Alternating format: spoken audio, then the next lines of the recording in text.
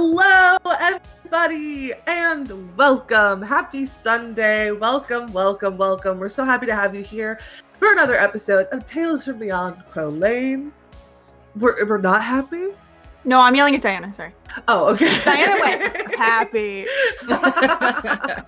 We're going to start the same way we always do with introductions. Hello, I'm Reader Snail. I'm your Dungeon Master. You can find me on TikTok or Hive at DND5E, Twitter, Instagram, and Tumblr at Snail5E, and on Twitch at The Gamer Snail. You can also find me today just watching. I'm just gonna watch today. That's my job. Sometimes as a DM, you just get to sit and watch your favorite TV show. So I'm gonna do that today. And I'm gonna pass it over to Mara. Hey everybody, my name is Mara. You can find me on the internet at College of Lore Dropout or Lore Dropout. Do I remember which social media handles are for which social media? No, good luck. And you can find my writing by searching my name. Slay. Also, I made a very gay romantic playlist on our Patreon, so you should join that to listen to my gay playlist. Thank you. Next up, Diana. Hi, I'm Diana. You can find me most places on the internet at Sapphic Strigonona or just Sapphic Strega, or sending people songs that I know will emotionally compromise them in the dead of night when I know they're out of a time zone where they can reach me. Thanks, Diana. Next up is Jess.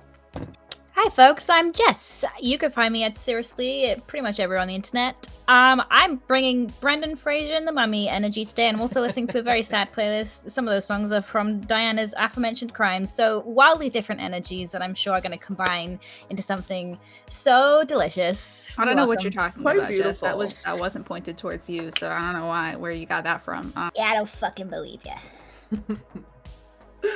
Incredible. Thank you, Jess. Passing things over to TT. Hello, I'm TT. I'm Jess's husband.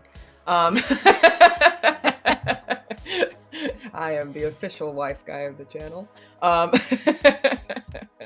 And you can find me at TT Brat on everything, and you can find me here not knowing how spells work, ever. Not once. So, yep. Slay. Thank you, TT. Next up, Bree.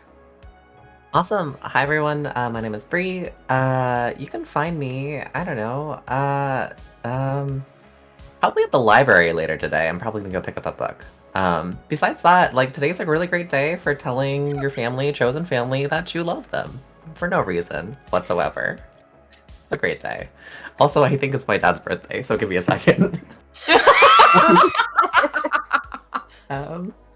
Holy shit. Okay, thank you very much. Next up, and last but certainly not least, James. Hi everybody, I'm James. You can find me on TikTok at NiceOneJames and Twitter and Instagram at TTRPGay. You can also find me lurking in the back rooms of any Michaels, just kind of looking at stuff. Will I make a reckless financial decision? Yeah, probably. But either way, I will be there. You can also find me wearing our incredibly comfortable Starlight Tales merchandise. Here in sweater, and there, I don't know where Diana is on the layer, so I'm just gonna kind of start motioning around, in t-shirt form, which you can also wear if you want to be twins. And if you don't, rude. Slay. That's the end of the bit. Slay. Let's do some announcements. Frankie, stop. Is Frankie Stop the first official announcement? Yes, I it do is. love this Cool. one. All Just check. Frankies need to stop. Second official announcement, as my dog continues to try and eat the floor. You can hang out with us at other times that are not just Sundays. I don't know if you knew that. We have other programming as well. Why? Bless you, Frankie. So those things that you can hang out with us on include Starfarers, not this week, but next week, or last week if you want to go watch the VOD. I hear there's a new person in it. I don't think so. I don't know. I heard around the rumor mill, just a possibility. Possibility.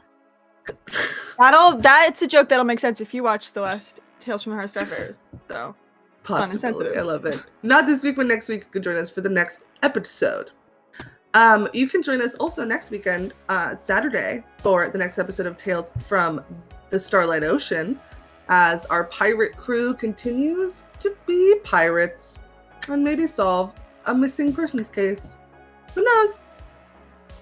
You have to join us to find out. You can, speaking of joining, join our Patreon at patreon.com/Starlight Tales. This month has been Valentine's Day themed. So we had a lovely Sam and Adept playlist posted. Just yesterday, we had a Pinterest board posted for Honey and Talia. We had a lovely writing posted for Willow and Pamali. And on Monday, we're going to have a Rose Cult stream for our $10 patrons. So if you're interested in seeing more Rose Cult shenanigans, similarly to 7 weeks, join our Patreon, patreon.com/Starlight Tales. Everybody else has plugged everything else. You can buy our merch and twin with James and Diana. You can follow us on TikTok and Twitter, Starlight Tales _. You can subscribe to us on YouTube to watch VODs. Is that it? I'm a professional. We're going to pass it over to the intro.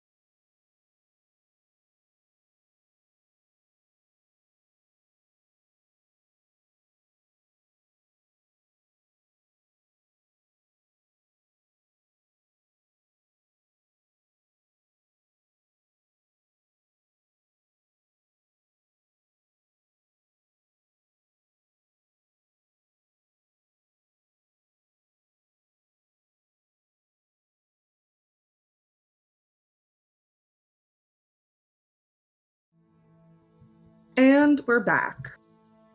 On our last episode of Tales from Beyond Crow Lane, we picked up a year and a half later with the birthday party, the first birthday party of Naomi Rodella Crowcolt, Rose and Tennant's new baby, who is perfectly normal and nothing is wrong with them at all.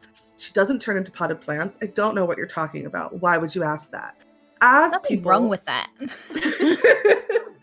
As people began getting ready, it was noticed that Tennant, who was supposed to arrive from a mission that he had been on the night before, was still not there, and some anxieties began to spread throughout the group of people. Shenanigans ensued as people began to get ready for the party, and Tennant showed up fashionably late and bleeding. Not wanting to worry Rose, but ending up worrying Rose anyway. Tennant and Rose found themselves in the pantry, and did things in there. Yep. Other things that happened included Ruby and Nadette buying a pretty hellhound. I couldn't remember if we had revealed that it was a hellhound or not, but then I remembered, yes, we did. A hellhound puppy for Naomi, who they decided, let's give him later, and later never came, as we realized that there was a staff who was poking around and acting weird, and so they were cornered in Reva's office and revealed to be none other than Lawrence Crowcolt. Except it wasn't actually Lawrence. It was somebody named Ward, who had no memory of who Lawrence was, of who these people were, and was there on a mission from a god to take the crown and destroy it. Everybody had a very normal reaction to seeing the person who killed Reva's sister and tore the family apart in the flesh, including some stabbing, some emotional breakdowns, and we ended with Tennant crying into Rose's arms on the doorstep of the cottage. And that is where we were going to pick back up. Great.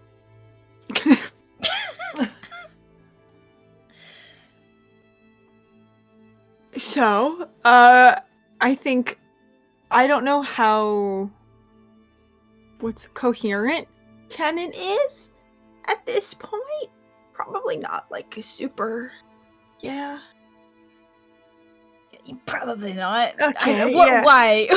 Well, because I think if it gets to a point where like they're out here for a few minutes and Tennant is just like a wreck, I think I will kind of like, this feels rude to do, but I don't want to use a spell slot. I'll pull out my phone and just kind of send a very quick text to Sam saying like, hey, can you take the kids over to yours through the back? Long story, everything's fine. Just need a little privacy. Yeah, Sam will respond with like I got it, taken care of, and will proceed to do that. Would you also, Ruby Senior, I'm assuming, is also going to probably go over to Sam and Adette's house to give you guys that privacy. Cool. And, That'd be- I think she should stay. Okay. Yeah, we can really work through this. I you forgot know? that she was in there. No, you're so valid for that. A couple minutes later, you get a text saying, like, we're out. Cool. Like a heart. I do a little heart react, whatever the fantasy equivalent of that is. And then I'll kind of bend down a little bit so that I can try to see Tennant's face. Just say, hey, the kids aren't in the house. Let's go inside. I think, like, Tennant, is not still crying, like, Mhm. just kind of falls into silence, and we'll just kind of, like, it's very, like, glassy-eyed, like, not really present, and we'll probably just maneuver and follow wherever you kind of take them. Yeah, okay. I'll kind of pull them in the house, shut the door. And I think the first thing... Oh, it's tempo. I think the first thing that Rose is going to do is kind of go and just, like, light a fire in the fireplace there in the living room, because she knows that kind of brings them a little bit of peace. And then... Rose... Hey, audience, let me tell you something. Rose still doesn't know what the fuck's going on, or what has happened, or what has caused this. And I think that Rose doesn't really know what to do in this situation, which is not something that they feel super often. And I think as a result of that, kind of just comes and stands, like, right next to them and just kind of looks at him. And very clearly is, like, looking for words, and, like, mouth will open and then her mouth will close. And just... What can I do? I think Tennant will... I think he turns away from you, which is maybe a little bit jarring in response to this question, but he just grabs, like, a couch cushion from behind them and just throws it on the floor in front of the fireplace and just takes your hand and kind of pulls you down onto the floor into his lap and just kind of, like, wraps their arms around you, like, chin rested on your shoulder, and very close to the flames of this fire, I think. Closer than a mortal human who doesn't have resistance to fire should be, but I think needs, like, to feel something at this point, and so... Yeah, has their kind of, like, back to this fireplace and their arms kind of encompassing you, and you can still feel, like, through, like, your back, like, his heartbeat, like, hammering through the fabric of his shirt. Oh, that's, yeah, still, I think, I don't know, you can make a perception check if you want, but I think, like, the sheer effort of crying so hard and in what's happened since, the pantry, I think I've probably started bleeding again. Oh, God. This guy's really very far away from full health. Yeah. So I just rolled a 21 on perception. So I think noticing that Rose's, I think, like, if they could see her face, they would see, like, lips very tightly pressed in, like, I don't want to worry you, but oh my God, what the fuck just happened? And I think while Rose is like kind of combing her fingers through their hair, I'm gonna, you know what? Rose is goddamn stressed. I'm gonna cast Cure Wounds at 6th level because I think at this point Rose doesn't know what's happened and it's just like I can fix one fucking thing. So goddamn if I'm not gonna fix that thing. Let me roll 68. Hang on. Oh, not good so far. 7, 8, 9, 10.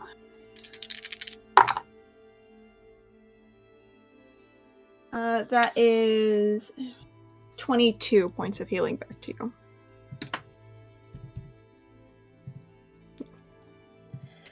Yeah, I think you feel like their whole body, it's like that you don't hear an audible sigh, but it's like their whole body just kind of like slumps a little bit at that. And they kind of just like run the back of like their fingers along your cheekbone and like that kind of give you a look that says thank you, but yeah, still hasn't really said anything. Can I tell? I mean, you know, Rose and Tennant have seen each other at the worst of the worst. And so Rose has, I think, more insight than like a common person in a couple would have on like what different lows look like in their partner. Does this seem like Tennant needs to not talk about it right now?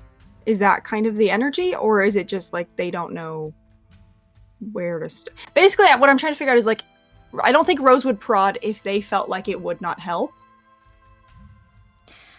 I think you know that for Tennant, like they're not someone who responds badly to people asking them questions. They've been following orders their entire life, and I think sometimes they find it difficult to be the one to like initiate or an explanation, and usually find it better to, not to make it sad, but do mission reports based on like questioning.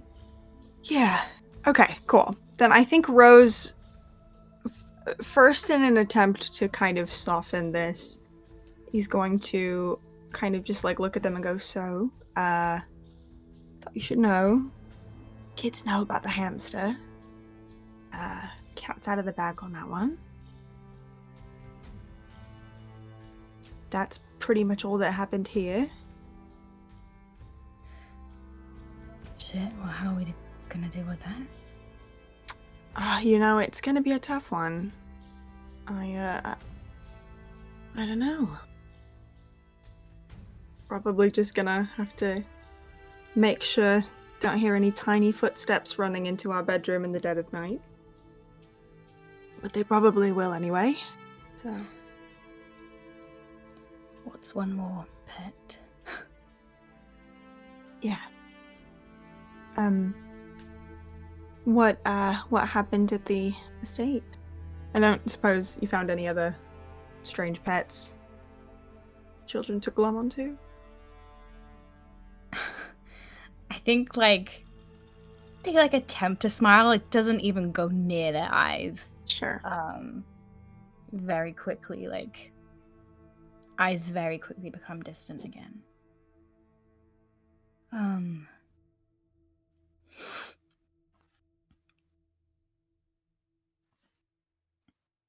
There was a caterer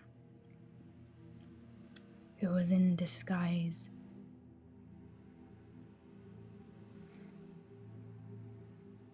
And when she removed the disguise, it looked like, or was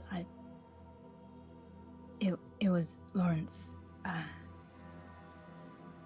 the aunt my mom killed. Oh. I thought she was dead. Yeah, hence the surprise. Right. Okay.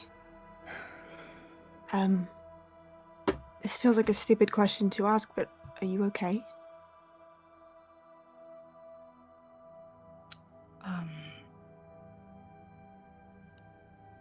Not right now.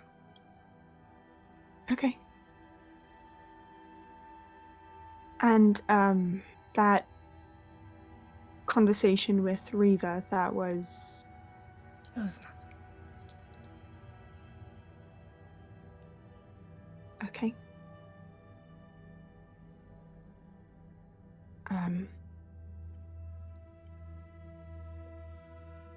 I mean, I don't know that I can say anything that will help because that's a bitch of a situation. And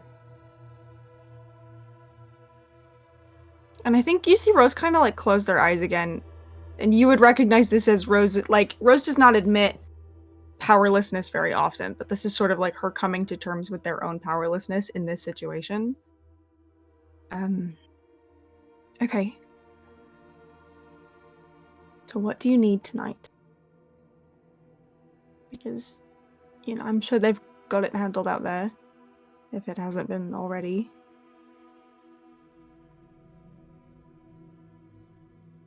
What can I do for you?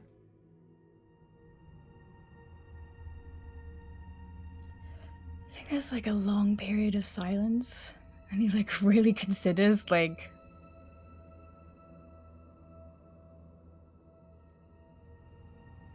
I don't feel like a person right now. Okay. But I'm gonna like pull you in a bit tighter.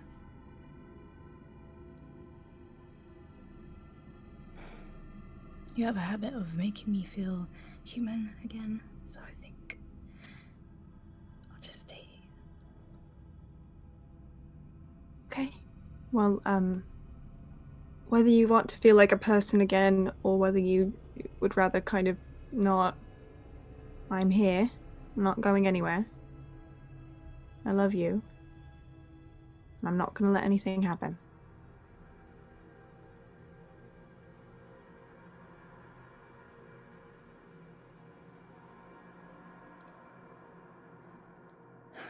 Do you feel safe here?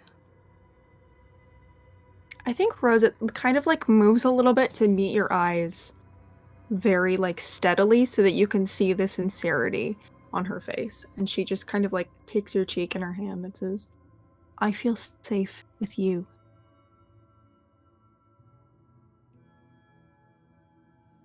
No matter where we are, as long as it's you and me, I feel safe. Do you?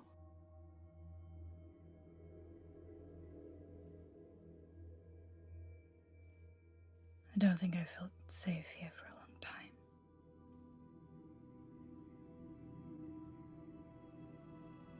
But that's the problem. There isn't really anywhere.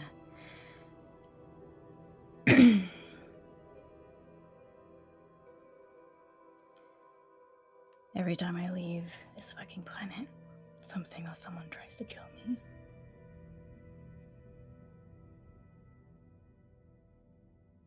And if we stay, they come to us.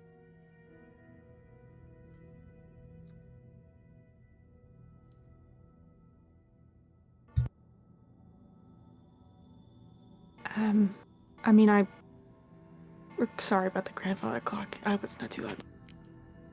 I mean, recall we had a pretty lovely holiday not that long ago, and I mean, unless I blacked out for some of it, I don't think anyone tried to kill us. So maybe there's a couple corners of the galaxy left.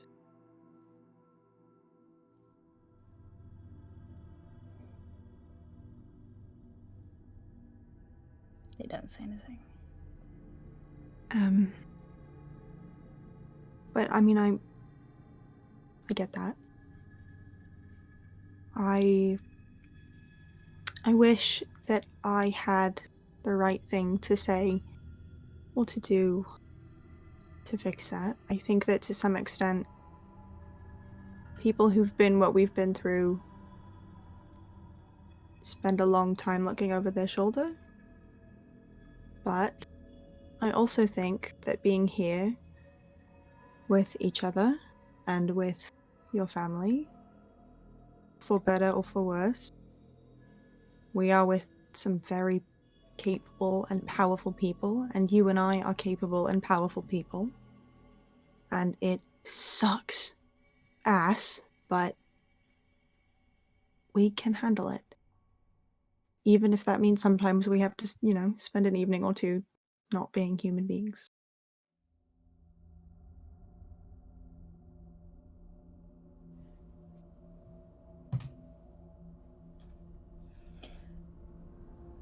I think you can. He's looking at you, but you can see that like your words are just not landing. Yeah, And it's not like he's not listening, sure. but he just doesn't believe you. Oof.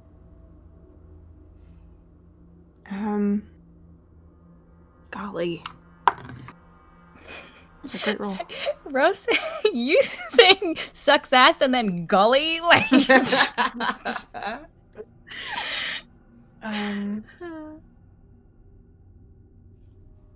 Yeah, I'm trying to figure out what Rose would do here. And the thing is, I don't even think Rose knows what Rose can do here.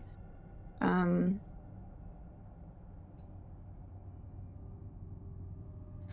trying to turn my brain on. Yeah, I think that, like, Rose sees this, and I think Tenet can see that Rose, like, is processing this, and there's, like, that glimmer of disappointment. And I don't think this is something she can fix, and I think they know that, and it sucks. And I think I don't know that Rose says anything. I think she just kind of looks at Tenet and continues, like, running their knuckles a little bit along his cheekbone. And you just see, like, this really profound sadness that they are very clearly trying to hide. It just kind of looks at you. I don't think he's even looking at you anymore. I think he's looking into this fire. And it's reflecting in, like, the orange of his eyes. But anytime he looks away from the fire, like, there's, like, no orange in the eyes anymore. They're, like, very, very dull. It's like the hearth inside of him has kind of, like, gone out a little bit. Yeah. And after a while, she says, there goes.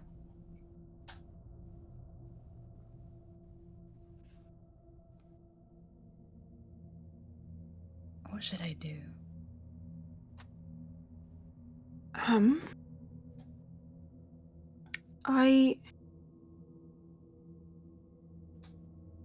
I think that they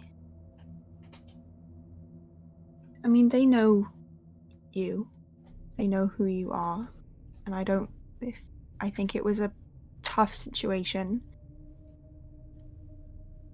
I think whenever you feel up to it again, maybe you just have to remind them that you are more...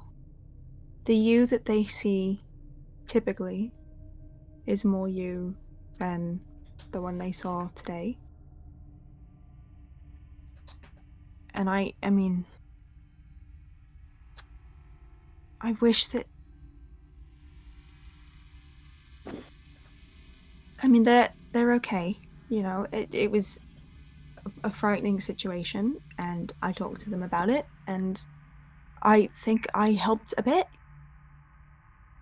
I think maybe tomorrow, if you feel better and you wake up feeling like you can, maybe just spend some time with them.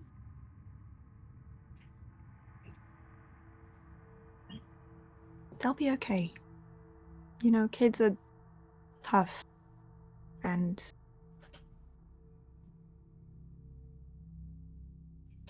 on the long list of things that I know you like to beat yourself up about, I think you can probably take that one off.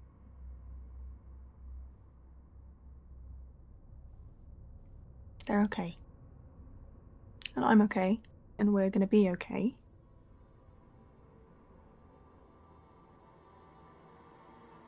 But yeah, I don't know, I think maybe just get some sleep tonight and see how you're feeling in the morning, and then we can one step at a time.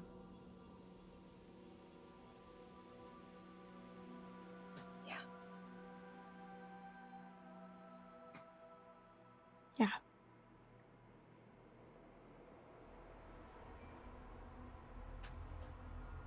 That's it. Okay. What are other people up to? I sure would like to go real quick if I can.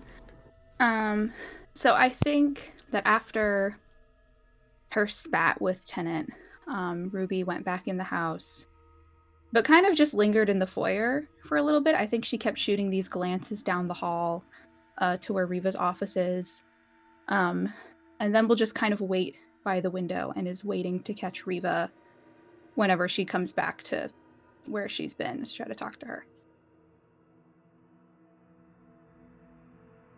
I think you'll find Riva not at the home office, but at the business offices. I think, like, on her desk, probably see a series of letters. Uh, she hesitates and picks up a phone.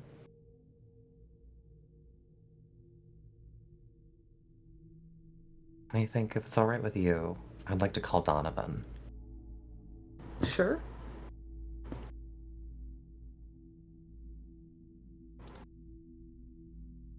You dial the number. Donovan was at the party, so has now kind of gone home and is, he picks up, you hear the sound of like kids in the background, and he's like, "Hello?" Donovan, my apologies for the incident with the event this afternoon. "Oh, no worries. Is everything okay? Things seem kind of a little, a little. I need you to prepare a ship. Something small, something nondescript, nothing that'll mark anything that it's a Crowcolt ship. You need to get one ready for me by tomorrow evening." Sure. Yeah. Have it brought to the dock. How many people need to be on this? I just need a small crew. And if it's pilotable by one, that would be ideal. Okay. Yeah, I got you. Thank you. Yeah. In my stead, I would like to remind you that Rodella is will provide any guidance necessary. And while Tennant is indisposed,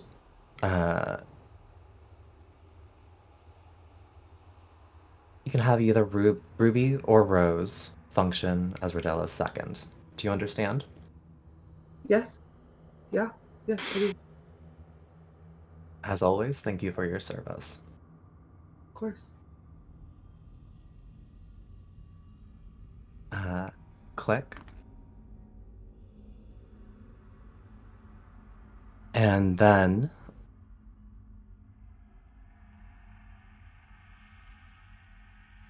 Riva like collects herself and sort of grits her teeth for a moment.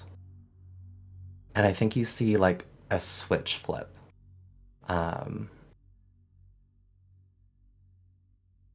A switch that's like the events of the last 10 years, I think, for Riva, to a certain extent, have been much less stressful or nothing. They've been a period of relative peace.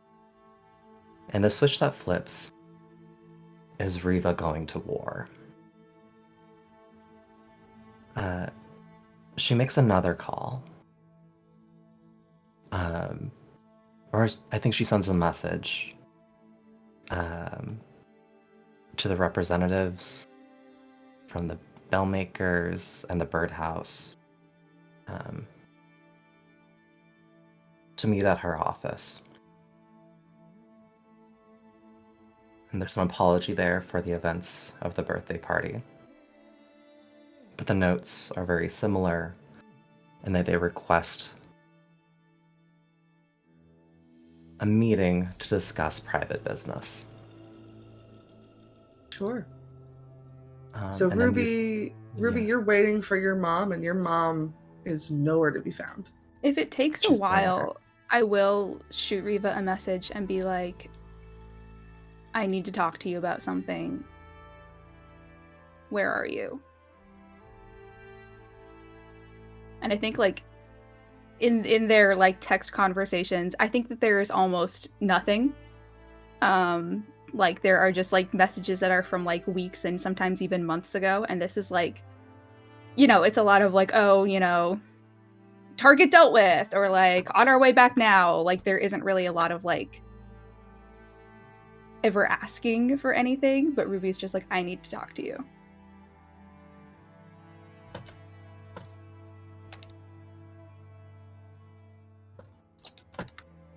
I think Riva gets the message.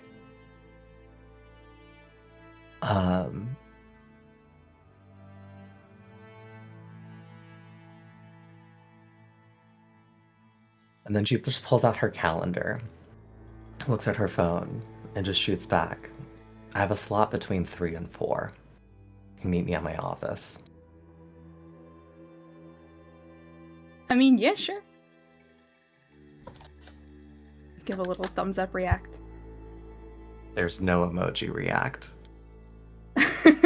Fair enough.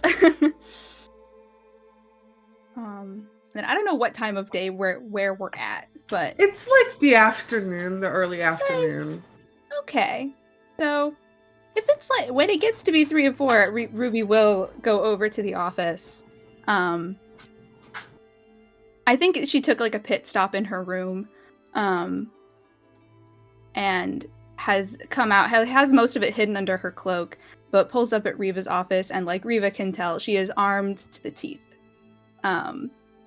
And will kind of just, I don't think that she knocks. I think that just Riva's probably looking down at something and then looks up and Ruby's just in the doorway. Ooh, I'm gonna roll something really quick. I wanted to roll an intimidation for how terrifying, like, Riva looks in this moment. Ooh. And I rolled a nat 20. So when you come in, I think my eyes lift up. And there's no light in Riva's eyes when I look at you. I think this is weirdly reassuring for Ruby, and she takes a step in to the room. There's something that I want to do, and I'm going to ask you for permission to do it. But before you shoot me down, I think you should hear me out. Out with it. Let me take care of her. I will walk into those woods with her, and I will be the only one who walks out. There is no justice in this universe. You taught me that. No justice except what we decide to give out, and so you did that once already. I don't know if she's lying about what she is, but I don't think it matters. Either it's still her in there, and she needs to pay for what she's done again. Or it's someone who has disguised themselves, lied their way into our home with the attempt to steal from us, and we have killed for less. I have killed for less.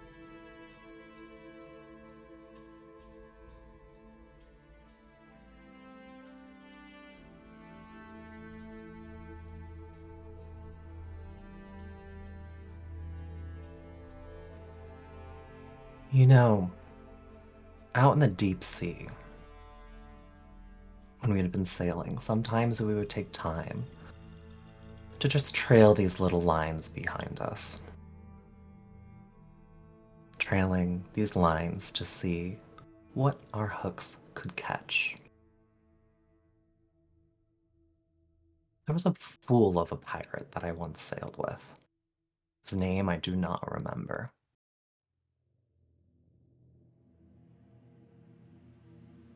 I remember one night tying the line to his leg, and something bit at the end. Something large. And I remember thinking to myself, about the power of a hook and a line. Whatever the thing that is wearing Lawrence's face has been sent here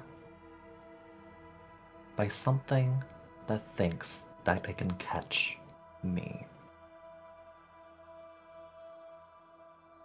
So let me tell you this, Ruby, and let me make it abundantly clear. This lesson. Sometimes there is pleasure in making it short and quick.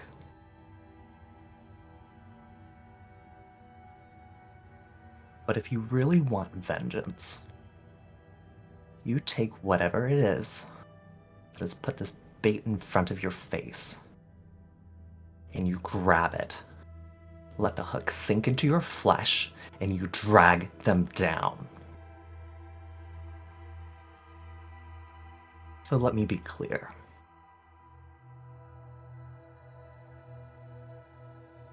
You will not do what you just proposed.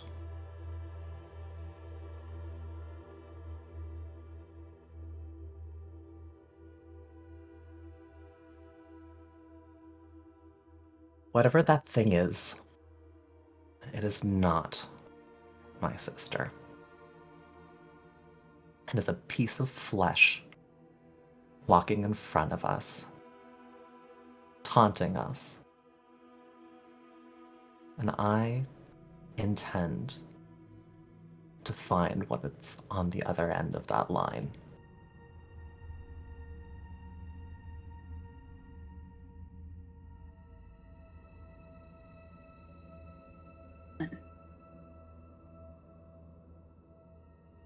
Where do we start?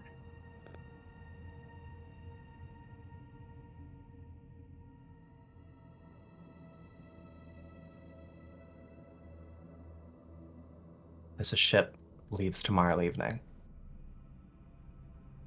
Have your things ready. Before you go,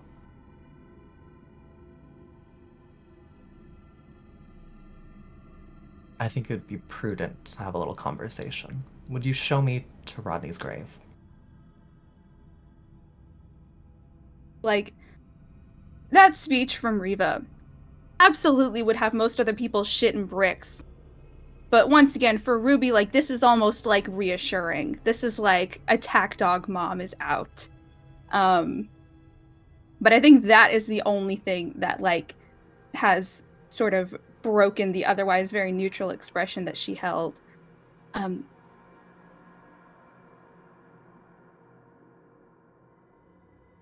Yeah, I mean, it's a bit of a walk.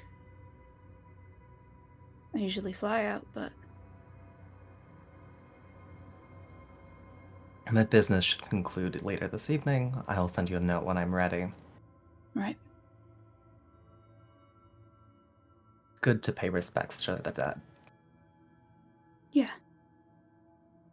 Or something you don't mind getting mud all over.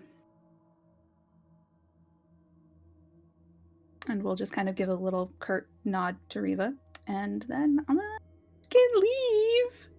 While I, the human guy, go pee my pants. Wow. Okay. Rodella, Yeah. last we left you, you were in the hallway outside of the office having a conversation with Reba, and Reba just left. Inside the office is Nadette and Ward. What are you doing?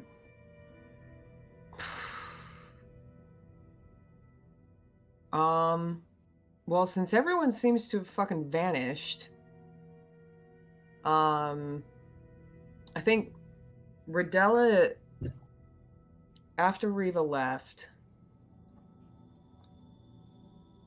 it's not often, it has not happened often, that Riva has looked at Rodella like that. And a part of Rodella is kind of fighting, like, this feeling of, I've let her down, mixed with this other kind of further back feeling that she's been pushing back and back because the other stuff, the stuff that she can do, the stuff that she can control, is always what she focuses on, which is herself. But the stuff further back of Riva's let me down is kind of starting to claw its way up.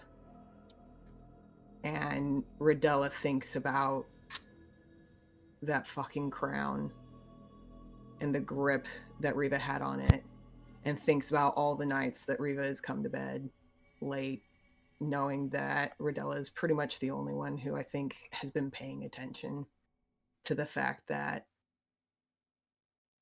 Riva has been so connected to this item and something's been changing. And yeah, I think she's just kind of struggling with this conflict. But after a moment, she kind of peels herself off of the wall where she's been leaning and takes a deep breath and steps back to the office door. I think she knows now that this person isn't Lawrence. That's been made clear. But she also doesn't trust them as far as she can throw them. So I think she's going to take a step inside. What are Nadette and Ward doing? Last we left them, they were just sitting in silence. Yeah.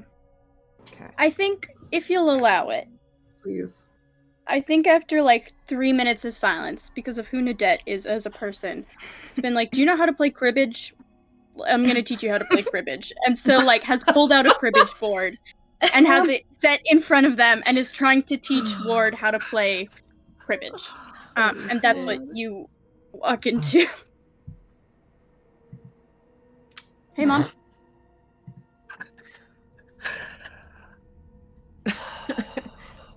I think Rodella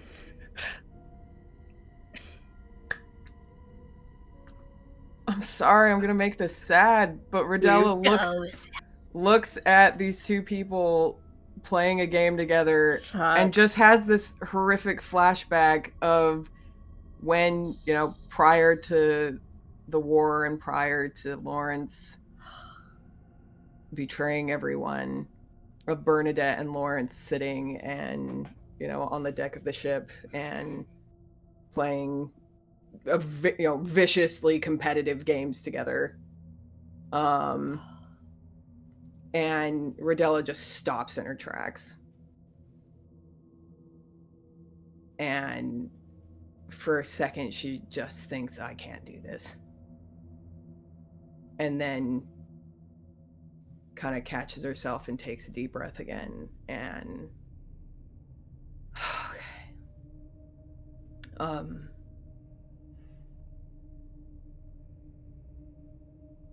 Nadette, I need Hiya. Rodella's having a hard time looking at you. I need to I think she starts speaking in crow's cant. Okay. I need to go speak to the rest of the family. I need to check up on everyone. I need to find your mother. Can I rely on you to keep them in here? That's what you need me to do. That's what I'll do. That's what I need you Okay. to do. I'll be back. Take your time. All right. And Rodella leaves very quickly. Ward kind of, cards in hand, looks at Rodella walk out the door, looks back at Unidette.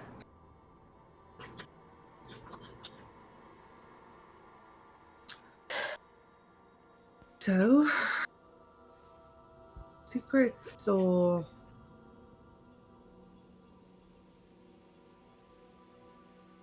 Fully just asked me to keep you in here. Okay. Can I ask you something? Sure. Do you get to have, like, conversations with Syrian, or is it just like, do this, or I will smite thee, or whatever?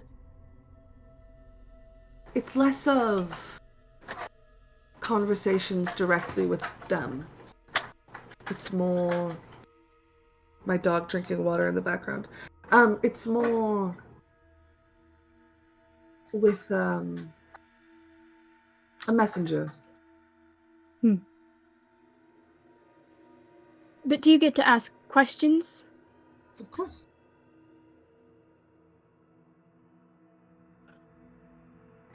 I think Nadette, in this moment, Nadette is, anything but a calculating person. Nadette is by the seat of their pants, like, you know, never once kind of thinking more than half a step ahead, if that. Gets really calm and quiet and goes, could you ask when... No. Could you ask how long we could keep the crown? Just for a bit. Can you buy us some time? Do you have to take it today?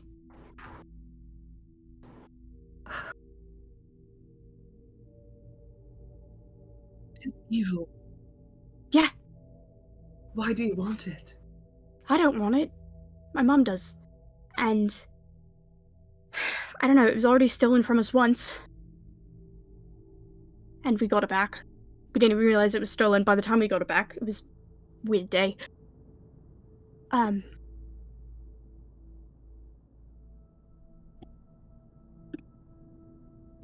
think this family has had so much taken away so suddenly and has had to fight for every single scrap of power that just for a little bit they'd like to hang on to something. Till we can find something else.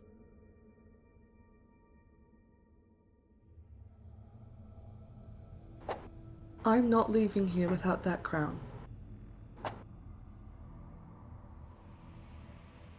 Please don't say that. That makes things so much more complicated. I'm I already said tired. it. It's too late. I already said it. Well, take it back. No. No, do it. No, I will not. I will not be taking it back. Ugh. Yeah, I never paid attention much to what my mom said, but I think the body you have actually was one of the first people to find it. So that's comic justice for you.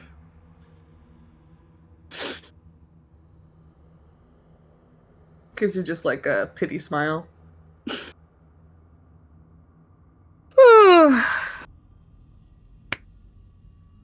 So there's really, like, literally nothing. You can't even be like, I'll let you keep it for the weekend. I'll, if you postmark it next week, I'll make sure. Cause like, I've been stabbed today. There's not really a lot of trust here, and I can tell there's not really a lot of trust from you to me either. So. Yeah. No. That's actually why I've been campaigning to handle a lot of the like front-facing relations. Not my mum. She's a little scary. And I the one like this. The one who stabbed me? Yeah, that one. Yeah. Yeah, I could see why. Yeah. All right. Oh, fuck. I know. What do you want to do next? I'm getting bored of cribbage. We have to stay in here. You ever play Go Fish? Yeah. Just pull the cards out of our hands, reshuffle. Do a little thing. Here, you deal. I'm gonna call my girlfriend really quick. Okay. Please don't go away, because then I'll get in trouble, and I'm already in trouble because I'm always in trouble. I'm here. Alright. Syrian, give us a weekend, please! Just dial my phone. Like, a couple days? Begging, actually. Let's call Sam. Sam picks up the phone. Hi, hello, hi, what's going on? Oh my god, you would not fucking believe it. The day I've had. No, I probably, you wouldn't believe the day I'm having right now. Hey, why? What's happening? There's a monster in our house. Oh fuck, the hellhound. Shit, sorry, that was a present for the kids and Tennant and Rose? Kids have seen it. Kids have definitely seen it. How are their reactions? Do you think it's cute? They having fun? I'm really afraid of it. They're not, but I am, so I'm not letting them get any closer to it. So No, really it's perfectly, it's all good, perfectly safe, perfectly trained. I mean, you could stick like your whole hand in it, and it would just kind of give you a kiss. You don't have to. I'm saying you could. I'm not going to do that though. Okay, glad to know that the option is there. Yes, the option is there. Don't worry about the kids getting too close. It's fine. Yeah, I've got the kids and the baby and your grandmother and a hellhound in our house right now. So. But that's exactly how you expected your day to be going, huh? Yeah. Pretty much exact. Yeah, well, despite all that, I think I have you one-upped. How so? I'm in my mum's office, kind of lookout ward, with the reincarnated, godly-esque version of the aunt who killed my namesake and whom my mother killed, and she has no memory of it, and would play Go Fish. Yeah! Wow. Yeah, she beat me in cribbage, also, which was rude. Wow. Yeah. I don't know. I feel like we might be tied. Yeah. Alright. How long are you stuck there? I don't know. Reva came in and was all, don't let her leave. I have to fix the family, blah, blah, blah. You know how she gets. And so I'm just kind of sitting here.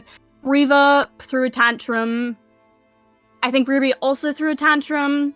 Tennant's Tennant.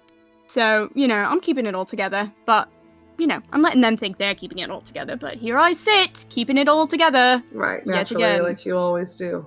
Yes. Okay, well, I could use some help keeping this all together here. If you could get out of there at some point and help me entertain 2 7-year-olds, a baby, and, again, your grandmother. But, no pressure. I understand you're busy in a heated game of Go Fish, so... Yeah, it's real intense. I mean, we haven't even started, and, the competition firing up. I believe it. Do you want to say hi to Ward? Sure. You're, almost aunt-in-law. Just kind of hold out my phone. This is my girlfriend, Sam. Sam goes, hi, Ward. Ward looks at you to debt. Hi. Great. Isn't that weird? Do you know what's kind of fucked up, though? What?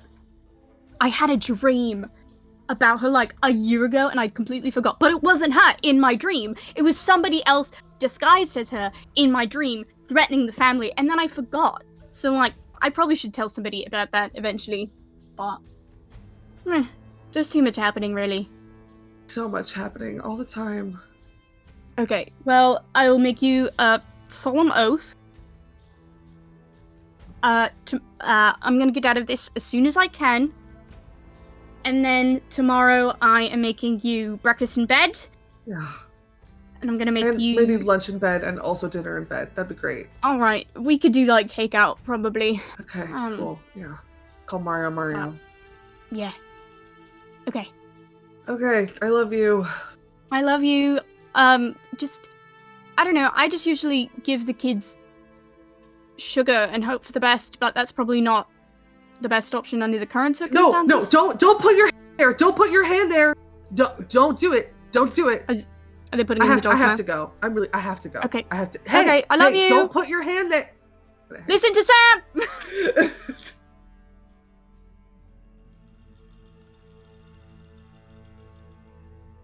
So she What a seems day, nice. right? She's great. Oh god, love her. Very much. Like I said, was gonna propose tonight, but you fucked that up, so thank you. I know not intentionally, but I could be a little pissed about it. Puts your cards in front of you. You got any twos? Yeah, here you go. And we will leave them there. So Rodella, you're leaving. Where are you going? I'm going to find the family members that just fucking dipped. So I mean, are you just wandering around? I think I head over to the texting? cottage. Cool. To check on Tennant. And I think as I'm walking over there, I don't even think Rodella's very like consciously moving towards there. I think it just kind of naturally happens. Because I think when Rodella's having complicated feelings about her wife right now, and I know that if she went to Ruby, it wouldn't be the same kind of conversation. And so I think she automatically starts heading in the direction of Tennant's cottage. Great. Rose, Tennant. What's What's up? Just a normal time in here. Nothing to worry about. I think Tennant's probably in the shower wiping all the fucking blood off of, washing all the blood off of him. And yeah. I think Rose is, because, you know, they're feeling extra normal, has been pacing outside of the bathroom door the whole time. Okay. I imagine, I don't know if the door is shut. Not if the door is open. I'm just like, not. okay. Then I think just like in the hallway out of view, because they don't fucking know what to do, but letting you out of her sight stresses her out. So she's just kind of hovering a little bit. Normal behavior. Normal, extremely normal behavior. Yeah. Does Rodella knock or do they come in? I will say, I do think, unlike normally, I think the cottage is locked. Yeah, I don't think that Rodella would have tried to open the door. I think Rodella knocked. Sure. I think Rose, like, instantly kind of stiffens a little. And as I just, like, walk past the door, I'll just kind of, like, shoot a glance in and go, don't worry about it. I'll handle it. And then I will go open the door. And I think normally when Rose opens the door to you, it's, like, very much I'm already stepping aside to let you in. I think when Rose opens the door this time, they, like, square in the doorway. Not hostilely, but just very much an obstacle between anything on the other side. And look surprised to see you. Oh. Hi. Is everything okay? I had a bit. Yeah. Is Tennant here then? Yes. So did he fill you in on? And I think Rose kind of like steps outside a little bit and pulls the door mostly shut behind her. A bit. He's not doing well, so I didn't press, but I had about Lawrence. Yeah. Well,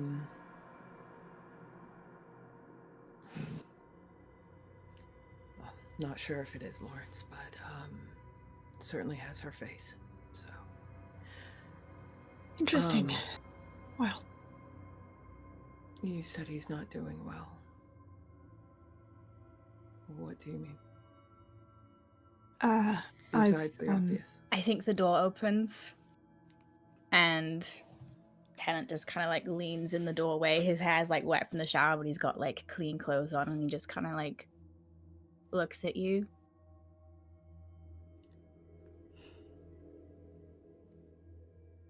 Rodella knows her child very well.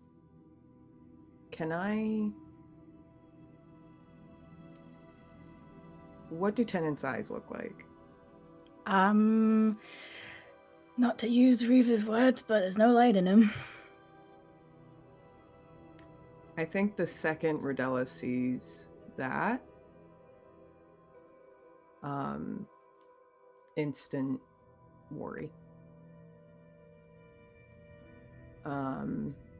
She goes a little bit stiff, and she kind of like looks you up and down.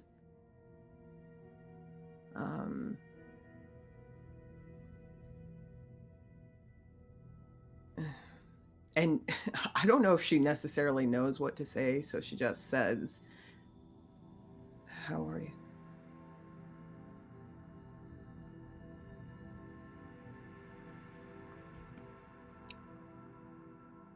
I think Tennant's eyebrows like furrow just a smidge, and he kind of like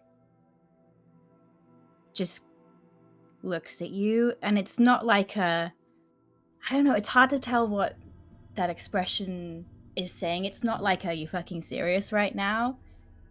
It's almost a little like surprise. And then I think he just kind of like gestures to around like the house and steps out of the doorway and starts kind of walking along the porch. They have like a kind of a porch along the edges of their house, and there's like a swing, like a couch swing out the back, and he just starts walking around to it.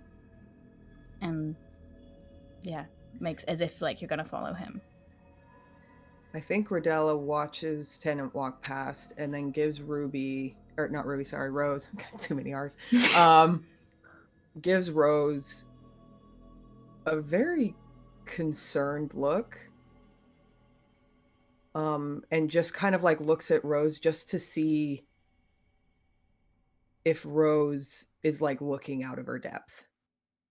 I think the minute that Tennant like kind of rounds the corner, you absolutely, like without even an insight check, see Rose with this like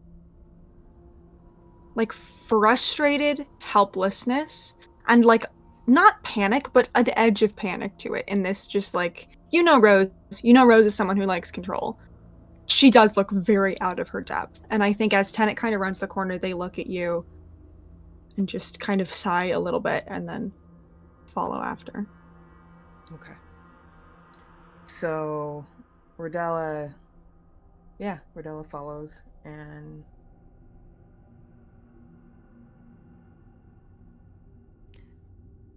goes next to him. You said he's by the swing? I think he's kind of like probably leaning on his arms on like the banister, kind of like out overlooking the forest. They're at like the back of the house, and like the tree line is close by, so he's probably just like looking into the forest, probably like you've often seen Ruby do. Okay. I think Rodella steps up beside him and just kind of leans over.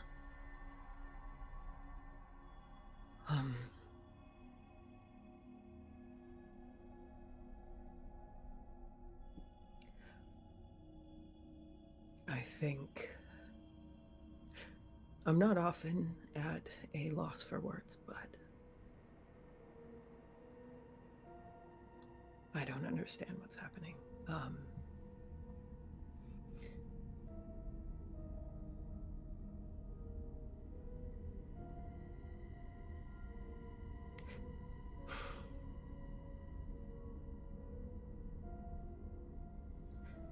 I know that it's a silly question, but I think I'm asking just to know your thoughts and what's happening up there. How are you? Fine.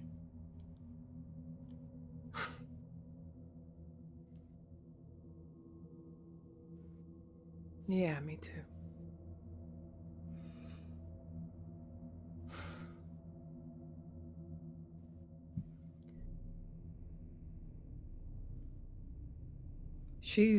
She looks over at you and once again kind of like scans you. Can I see? Tennant wears a lot of low-cut shirts. Like, can I see anything like blood drained? Any? I think Does anything look off? I think he's very purposely, like, when he came out of the shower, put on like a very much like a dad jumper, you know? He's not in mission clothes anymore. He's in like, yeah. Okay. So it still looks like shit, I guess, but like, can't see anything on him. Okay.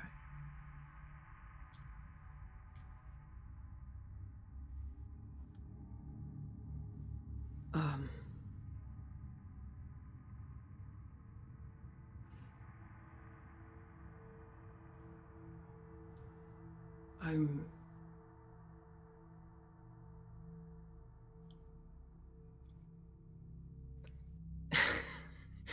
honestly, I don't know.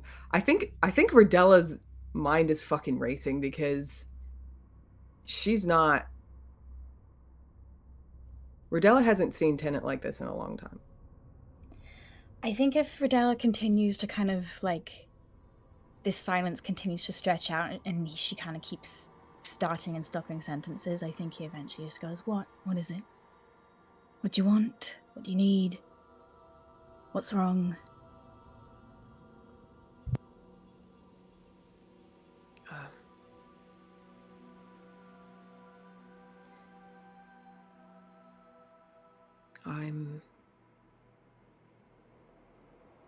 I'm worried about... Right when you say, I'm worried about Tennant, you feel a little buzz of your phone, an alert. Bree, I'm getting in the car and I'm driving to your house. No, I don't, because my phone's currently at the bottom of the astral sea. Oh. Wait, Rodella fills their phone, right? Oh no, this is for Tennant. Oh. You can message me, dude, but you're gonna have to get in my head. You have a perfectly good bird that is trained to send and receive messages. That's all I'm gonna say. I will say that my bird is neither good nor perfect. Yeah, yours is not a fucking bird, but Reva has a bird. That's a real bird. It's okay, just send the message it to eats, me it poops and everything. I'll totally pass it along. You can just send it to me. Don't even worry about it. At the end of the day, I think it actually makes sense. There's one message that goes to Tennant's phone, and there's another that goes to Rose's. Interesting. I'm gonna kind of take a couple steps away from the two of them and try to subtly take a peek at it. It just says... Carry Oh, on. go ahead. No. I want to hear what this fucking says. I sent a note to Tennant, but he has, both you and Tennant have all the time off in the world until I return. I'll be handling this business. In case you need anything, ask Rodella. Period. Woof. That is not okay. I have embraced for that. It was Marie, the you're so period at the end of the crafty. sentence that really fucking Hmm. scared me a little bit. There was no X's or No exclamation Kiss emoji. X. No, just a cold, hard piece of punctuation that is the period. Nice. Okay. I think Rose, like, who's walked like a little under 10 feet away, just kind of stares at this for a long time. And then eventually kind of, I think turns to look at the two of them and sees that they're having this conversation. And Rose feels that, like, if anyone can make some kind of dent in the way that Tennant is feeling, it's Rodella. And so I think she kind of just sits on one of the little chairs they have out here. And I think she's just going to text back and say, "Do you need anything from me?" And I'm not going to interrupt this moment with Rodella and Tennant. Okay. So do you finish your sentence? So I finish my sentence. I just say, I'm worried about us. I'm worried about this family. I'm worried about Reba. There it is.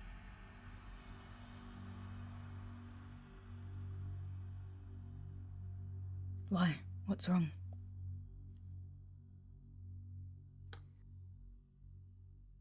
Rodella stops and turns to look at you. He's not looking at you, he's just looking into the forest.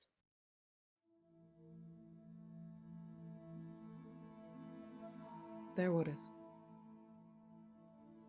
Why you came here?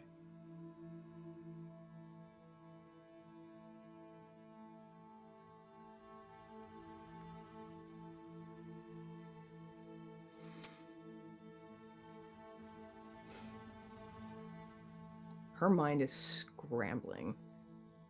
She is playing back everything she just said.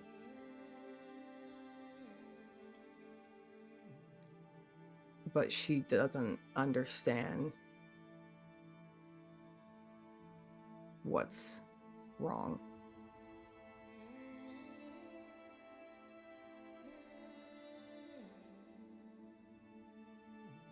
If this is not a good time,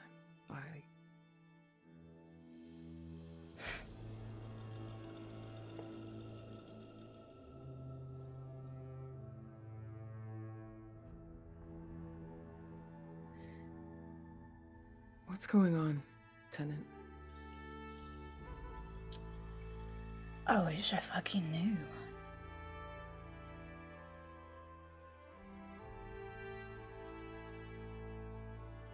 But do you really think I have some insight on your wife that you don't?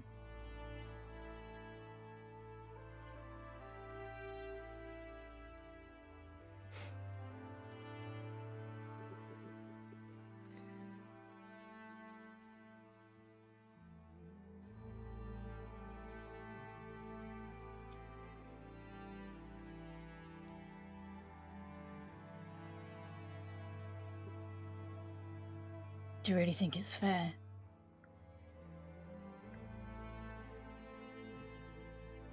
To always come to me with your worries about her.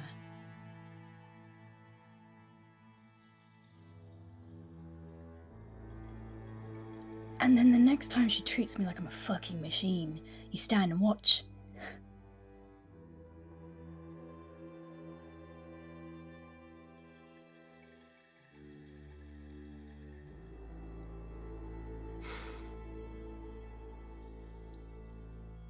But no. Tell me why you're worried about Mum. Sorry, why you're worried about us. Tell me what's going on.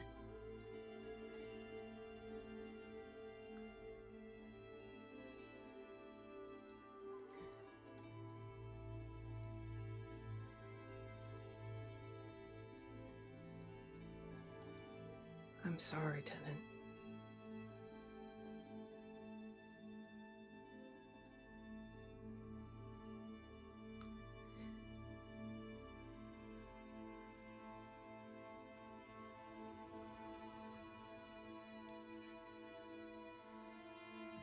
And Mordella stands up and puts a hand on your shoulder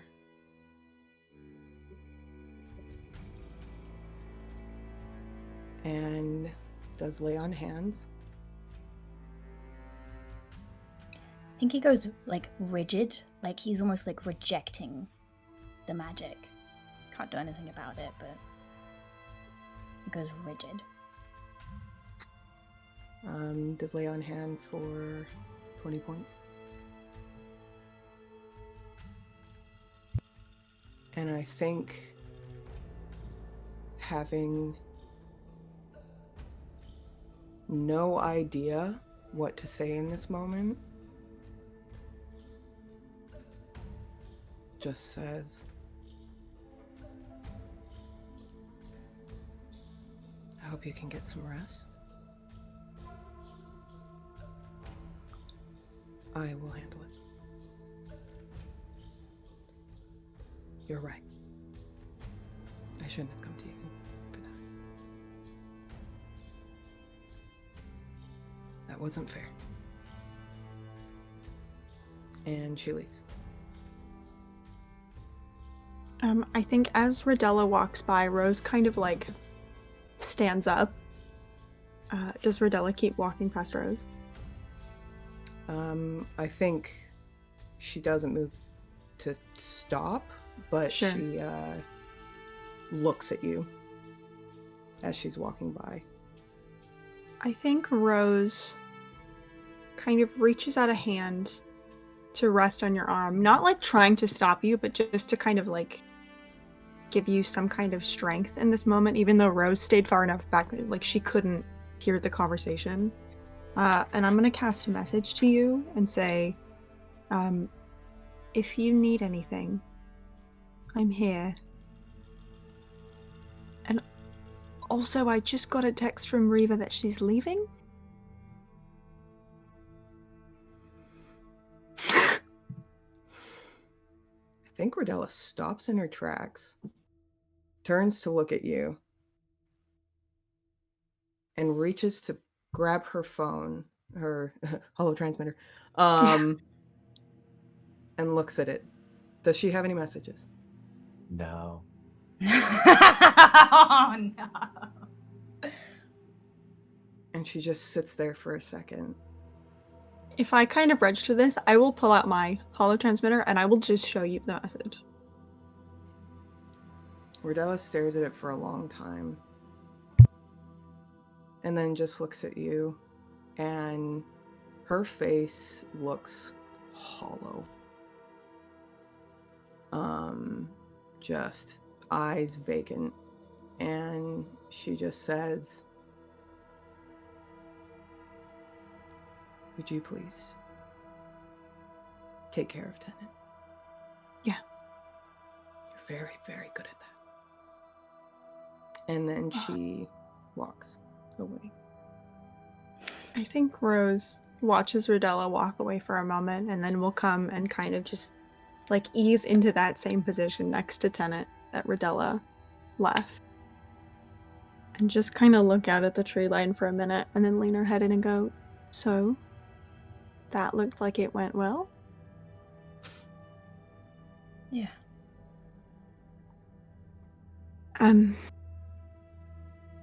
Look, I can't fix most of this. I can't really fix anything. If I could give you like 10 minutes of guaranteed safety, 100% foolproof guaranteed safety, would that help? What do you mean? Come here. And I will take Tenet's hand and kind of start pulling them into the house and into their bedroom. And I think Rose goes and sits at like this vanity that they have where there's like a little jewelry box and kind of like rifles through a couple drawers for a minute and then pulls out this little brooch. And I'll kind of stand and like sit next to you on the bed. Say, here, hold out your hand. What? You Like, trust me? Raises an eyebrow at you and like holds out a hand. And I will put this brooch in Tennant's palm and then kind of put my hand on top of it. Snail, I would like to use the brooch that Rose got for her birthday, if I can, which, for context, stops all time outside, but sends Rose and Tennant to a little demi-plane. I don't know if demi-plane is the correct word, but it's kind of a little Yeah, so you different both place. put your hands on this brooch and you kind of take a deep breath and close your eyes, and the first thing you can smell is grass. And you're in this field right at sunset, and it seems to go on for forever, for as far as you can see. And you turn to your left, and there's a farmhouse. 2 rocking chairs in the front, and a basket that looks like there are things moving inside the basket. And I think Rose kind of... Sorry, this is kind of tailor-made for me. I know it's not probably where you would go if you had a choice, but while we're in here, time stops on the outside. So...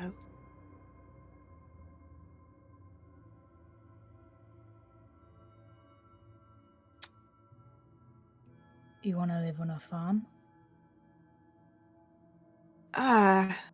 It's more that, and I kind of like nod towards that little nest, or the little basket. Just, I don't know if you know this about me, but I'm quite fond of animals and nature. But I mean, also, you know, I think we could really make a dent in the crops industry. You know, really revolutionize it. Right. Yeah, you could probably like build a tractor, right? Basically the same thing.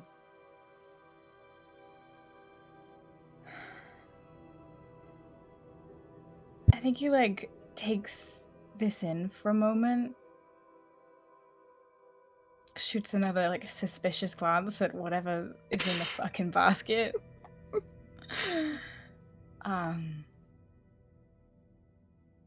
And then like turns back to look at you, and there's just so much sadness in his face. Like unbearably sad.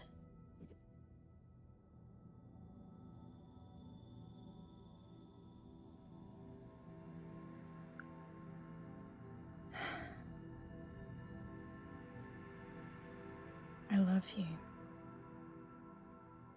Well, don't say it like you're sad about it, because then I'm gonna cry, and then you're gonna cry, and it's gonna be really embarrassing. But I love you too. Like an embarrassing amount, actually, so don't tell anyone. And I think you can recognize this sort of like look in Rose's eye of like she is trying so hard to get a smile out of you, but it's mostly nervous energy.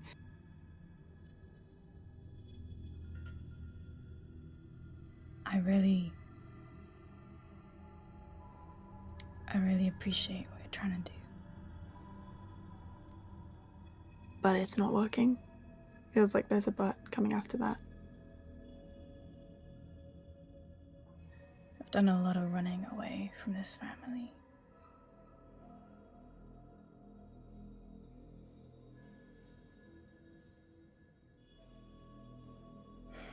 He takes his hand off the brooch. And I think- Rose, you're left alone in this field. I think Rose kind of like stares out at this sunset for a long moment, knowing that like time won't pass on the outside. She just kind of like takes a deep breath and kind of just like tilts their head back to the sky and looks up at it, and as if like looking at the sky, like maybe in the clouds there will be an answer to everything, and of course there isn't, because that isn't how things work. And then eventually she also lets go of the brooch and kind of just stares at the floor of their bedroom.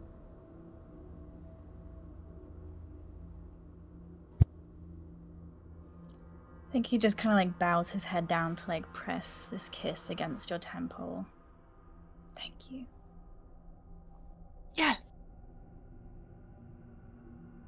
You, I think you probably know by now I would do anything for you, so just have to find the right anything.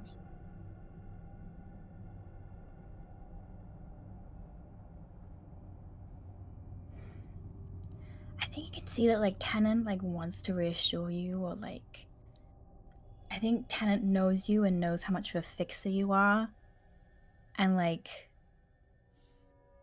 you can always see the battle in his eyes of like, do I fake this out? Do I make her think that she's like, you know? But he just like is so spent. Yeah. I think if Rose sees Tennant even weigh that option for a moment, like there is a forced like smile instantly on her face, and she kind of reaches up and like puts a hand on your arm and like squeezes it a little bit in a silent like, please don't, that would only be worse.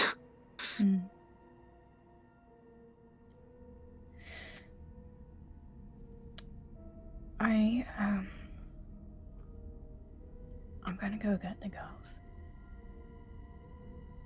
Okay. And I'm gonna bring them home.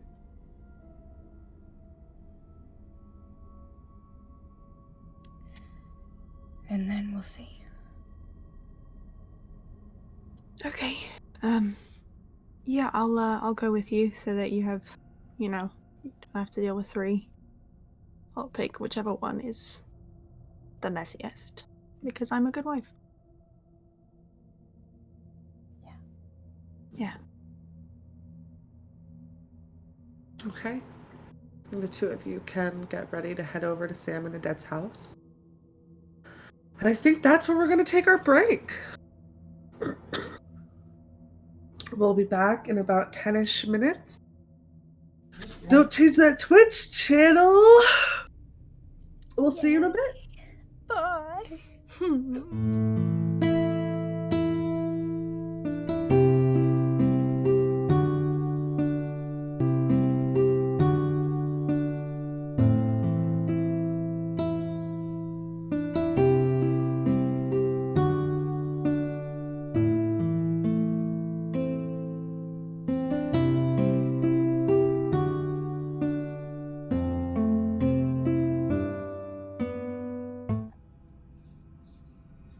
Back. And things are entirely normal. We'll pick back up with Rodella. Oh boy. Okay. After Rodella leaves the cottage, her feet just kind of start moving of their own volition. She doesn't really know where she's going, but she's walking and her mind is racing, and she's fiddling with a ring that she has on her finger. And on the ring is a little, it basically looks like a family ring, but it's not the Crowcolt ring. But there's a little crest of 2 swordfish and a little H that rests underneath the 2 swordfish. And Rodella, her feet just kind of carry her off of the estate, and when she looks up, she's standing in front of the memorial graveyard. The memorial graveyard that has a very blank the memorial graveyard, and you can share with that. It used to be called the Lawrence Crowcolt Memorial Graveyard, and then Lawrence Crowcolt's children rejoined the family, and so it was removed. But It hasn't been replaced, so it's just the big space memorial I think graveyard. Vera would get a kick out of it. But yeah, Rodella kind of stops and stares up at the archway, and then takes a deep breath and kind of settles the thoughts that have been just racing through their head, and steps in. And I think she makes her way over kind of a well-trodden path that she's very familiar with, and finds Bernadette's tombstone. And for a minute, she just stands there and she stares down at this tombstone. And she says, after kind of a beat of silence, "Hi. I haven't checked in a while." And then she turns and she faces a tombstone that's behind her that has the same symbol that's on her ring, but no name. And she starts addressing that tombstone.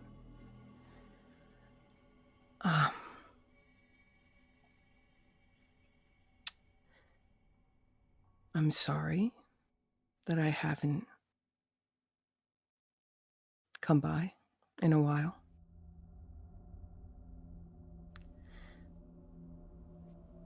I think sometimes you forget the past when the present is going well.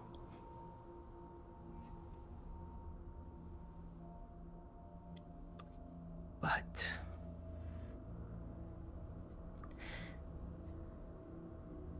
I'm sure I won't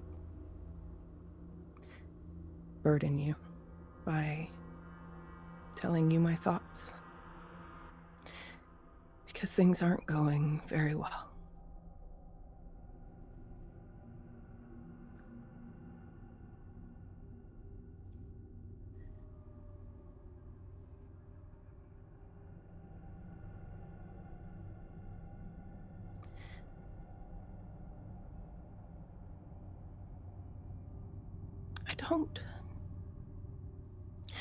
I don't know what I'm doing, Henry.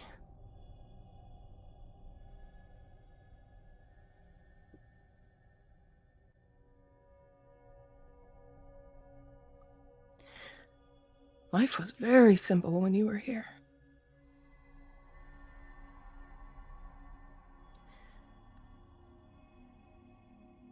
And sometimes I miss it.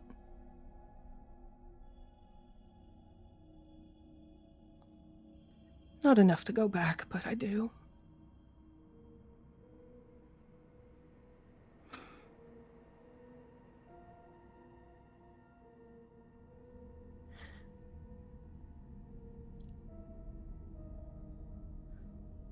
I've become a very different person.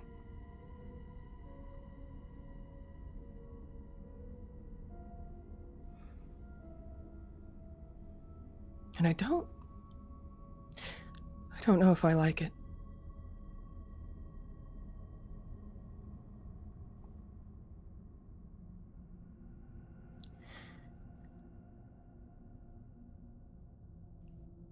And I've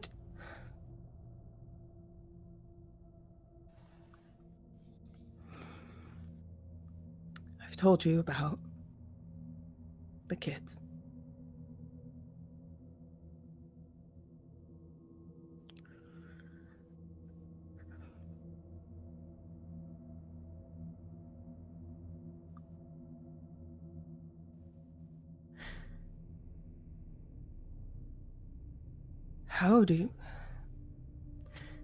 How do you parent and take care of people that are always in danger?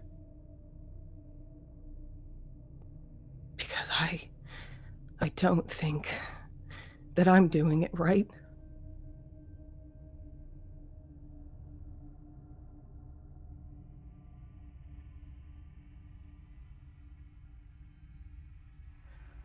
feel like every time I look away, I turn around and something else has happened to them. And I'm not doing enough to stop it.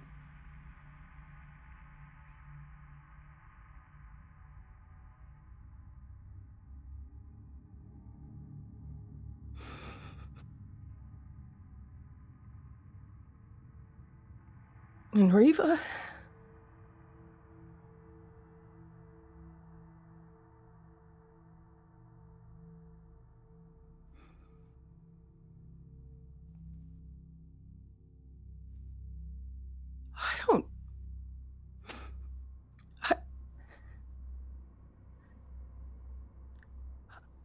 I don't know if I could stop her if I tried.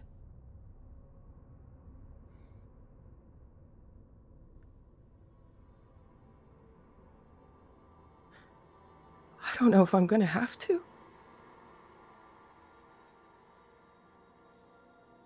But something's wrong.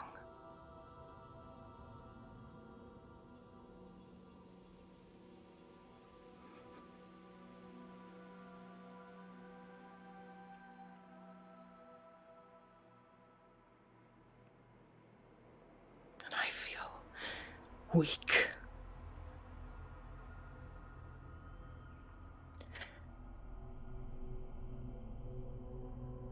But I guess I always have been.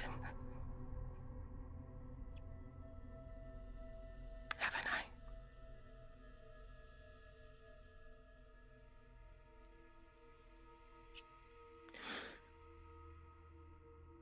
And she reaches out, and she touches the tombstone, and just kind of runs a hand over the symbol.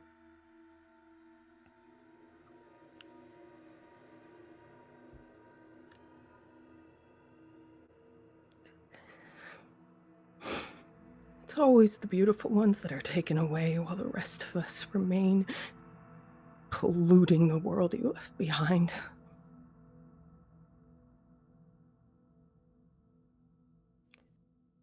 And she thinks about Tennant, and she thinks about Ruby, and she thinks about Nadette and Rose. And she thinks about the light that has gone out of Tennant's eyes. And she just says,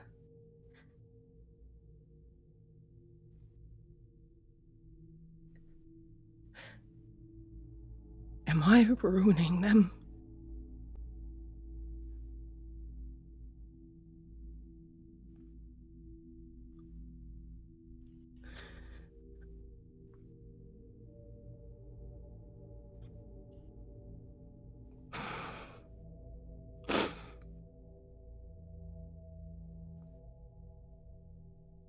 I'm sorry.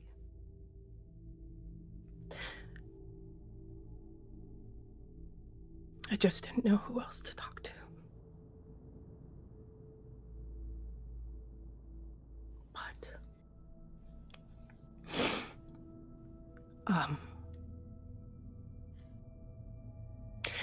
I'll figure it out.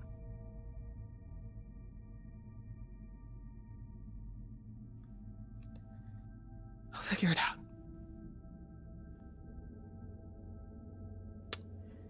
She lifts her hand off of that tombstone. She steps over to Bernadette and rests a hand on that tombstone, and then she leaves. Please take a point of inspiration, TT. That was beautiful.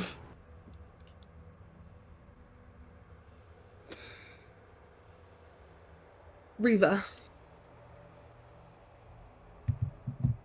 you are sitting in your office, and there is a knock at the door.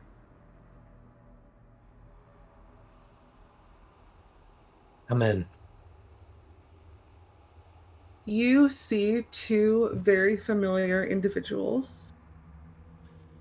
The first is Euphony Windsong, who is an Air Genasi with this like light bluish gray skin and hair that's kind of all sorts of different shades of gray. She's got these like cool little tiny sunglasses on. Is dressed in all black. And you also see Shep, who is an elf with a shaved head and is full of different piercings. Has like a cool leather jacket with spikes on. The both of them kind of look at you, and Euphony speaks up. Riva Crowcolt! Hello!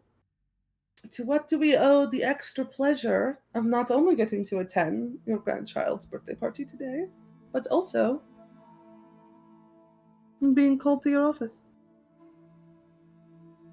Please, please, the both of you, please sit and make yourself at home. It is the least that I can do to show hospitality after the events that have just unfolded. Euphony will nod and come sit very comfortably. Shep kind of following behind, nodding. Gives you like a bro nod. Riva will sit down next to Euphony. Can I pour either of you a drink? Riva stands up and approaches sort of like a crystalline like bar cart like behind her. I would love. Oh, surprise me! Whatever you're in the mood for, I'm in the mood for. Huh? And Shep goes, black coffee if you have it. I'll put the coffee on. And Riva fixes and just sets that on, just gets that going. And also pours 2 glasses of whiskey neat. And then, like, in the moment, I think, she just lets the sound of this, like, drip, drip, drip of coffee just fill the room for a good 2 or 3 minutes.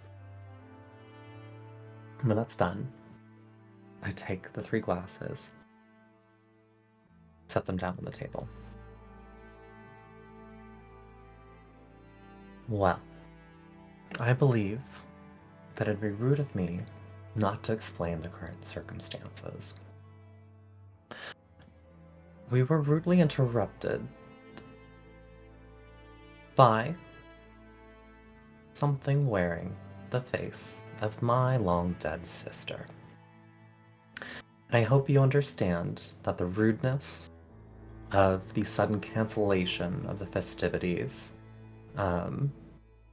is noted, and I would like to directly apologize to you both for any insult it may have caused. Please, it's not your fault. Family shit is family shit, and it happens, and if what you are saying is true, and I've had no reason to believe that you would ever lie to me, then consider it dealt with. Your grace and understanding in this moment are utmost appreciated. Well, you know me, I am graceful and understanding, so. Gives you just like a shit-eating grin. Now, I do have a personal request, and thus it shall be compensated accordingly. Riva pulls out the crown. This agent that was sent was instructed to destroy this item, and I want to be clear to you both. Not take, but destroy. Do either of them react as they look into this crown or look at it? Make me an insight check.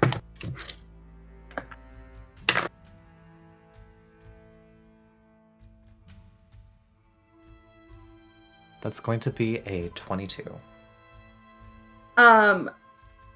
You can tell right away that Euphony, eyes wide, oh my god, this is a beautiful crown. It doesn't seem to react to like anything other than like the beauty of it, right? Like, you know that they're all about forged jewels, and so the second you show them a pretty jewel, anyone from the Windsong family is going to be all about it. Shep, it's harder to read their reaction. I think just kind of continues to nod, arms still crossed across their chest, kind of very comfortable leaning back in the chair. Hard to get a read on them. Miss Winsong, I would like to make a formal request. I would like a duplicate of this made, as exact as possible. And as you may have noticed already, there's a unique magical signature. Oh, no, I didn't notice that. What's the magic from the item? That I do not know. And I fully intend to find out. Do you need the replica to also give off a magical aura? Ideally, as close as you can. Secondly, I would like to find some information from you both. This thing that came to destroy it seems to be posing as some sort of religious zealot, an agent of Zirian, I believe. Do either of you know anything about why they would like to ruin my granddaughter's birth? Kind of looks at you. Why this person who's wearing your dead sister's face would want to ruin the birthday party, or why Zirian would want to ruin the birthday party? Who they? Let's pick that second question that you just posed. Who is dangling this bait in front of me? Let's see how religious these two individuals are. Not very, as I rolled a 4 and a 3. And they both kind of look at each other and look back at you. I don't know, maybe you pissed off at God. It wouldn't be the first time somebody did. They're quite easy to piss off, so yeah, I don't know. But we can start asking around. We're not quite information gathering people, and Shep kind of puts a hand out. We are. Yeah, we can figure it out. Well, Shep, I may not know much about religion, but I do know quite a lot about murder. And I would very much like it if there's anything in your network, any type of items, any type of thing that may invoke a certain fear in a god. Please do let me know. Read the Crowcolt. The gods are real. I don't know how to strike fear in them. I don't know if anything can, except for a god. Well,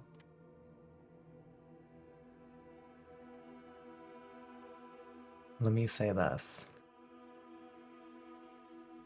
There is not much that I credit my father for. But the one thing that I will give him is giving me a name that can make anyone afraid.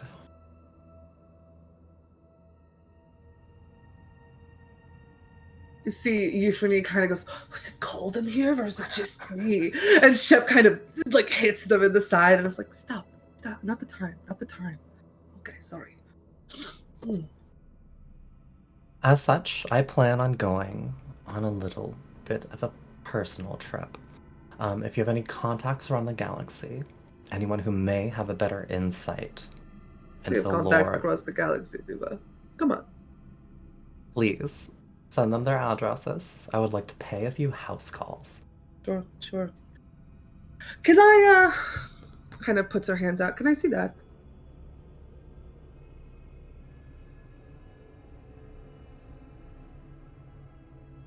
Is this a moment where I make a wisdom check? I'm not quite sure. I think it might be a moment where you make a wisdom saving throw. I think you might make it with disadvantage. I think this is one thing that I would make with disadvantage.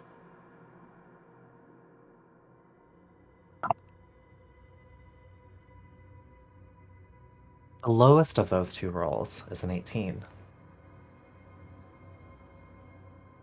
I think that's up to you. 18. Pretty good. Do you want to let this person touch the crown?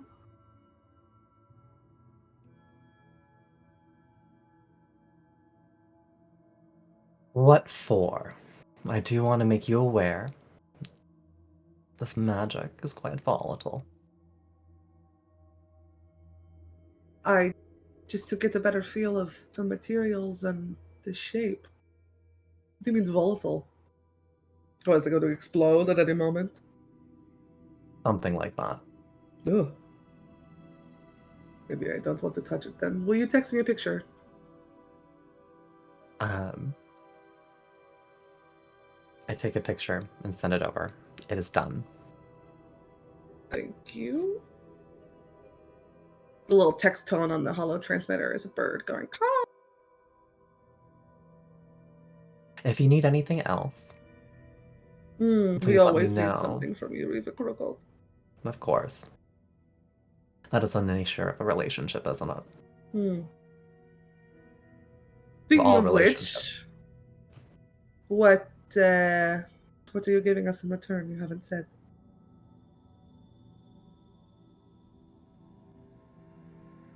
What is it that you would like to have?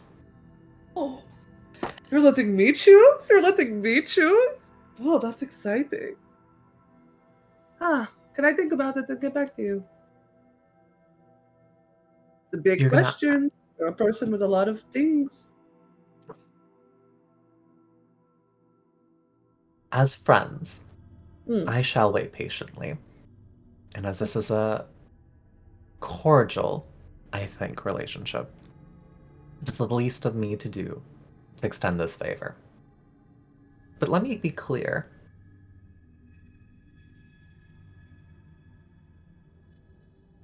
I caution against asking for something that you do not quite know. Would I ever ask for something that I don't know about? Oh. Just some wisdom I've gained in my old years. Okay. I will think about it and I will let you know. And Shep kind of nods. Yeah, I gotta talk to the beak and the wings.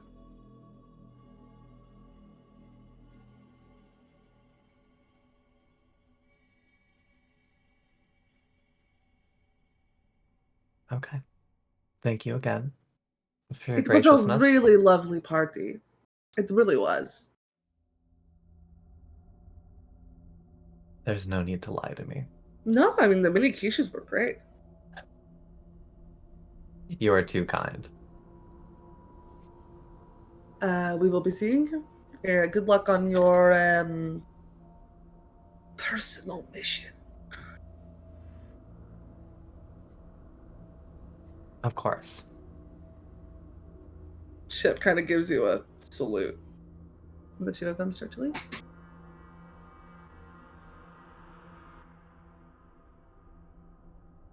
Riva contemplates the crown.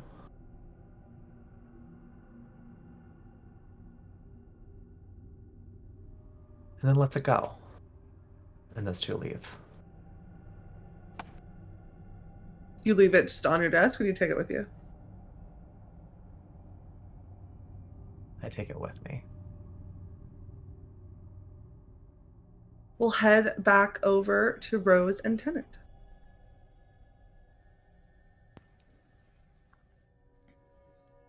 We go to Sam and Adette's house, I guess. Going next door. Immediately from outside, you can kind of hear chaos. Uh-huh. Both of you make perception checks.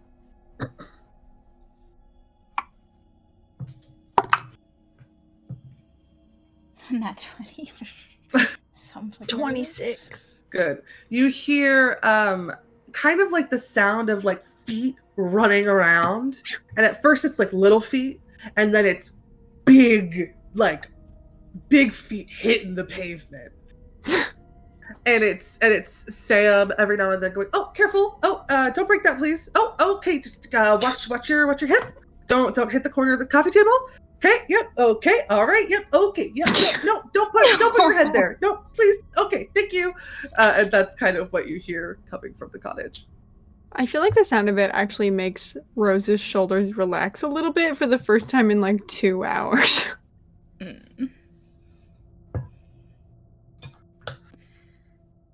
Shall we?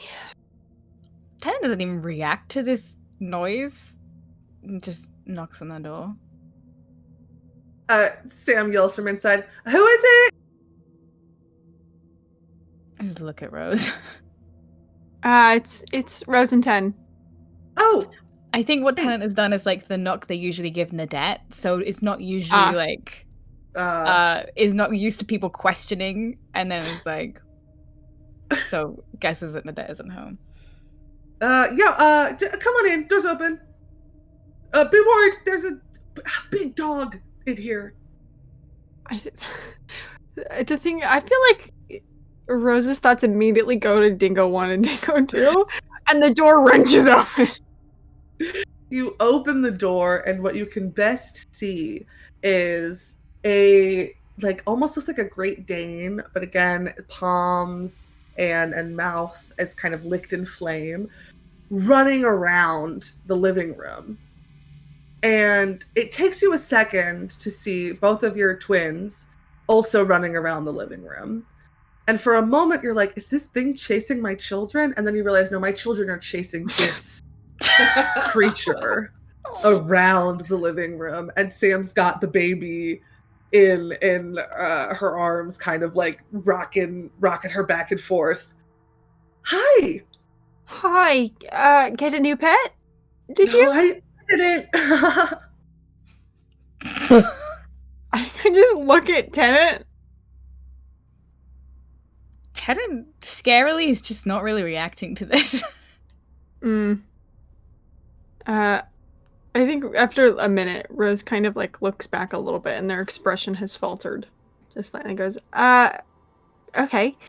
I'll kind of step in. I'm hoping it's friendly since my children are chasing it throughout your house. Apparently you could put your hand in its mouth and it won't bite you, so. Why would I do that? I don't know. Who does that? That's what Nadette said to me. I don't know who would try that. Probably okay. Nadette, if I'm being honest.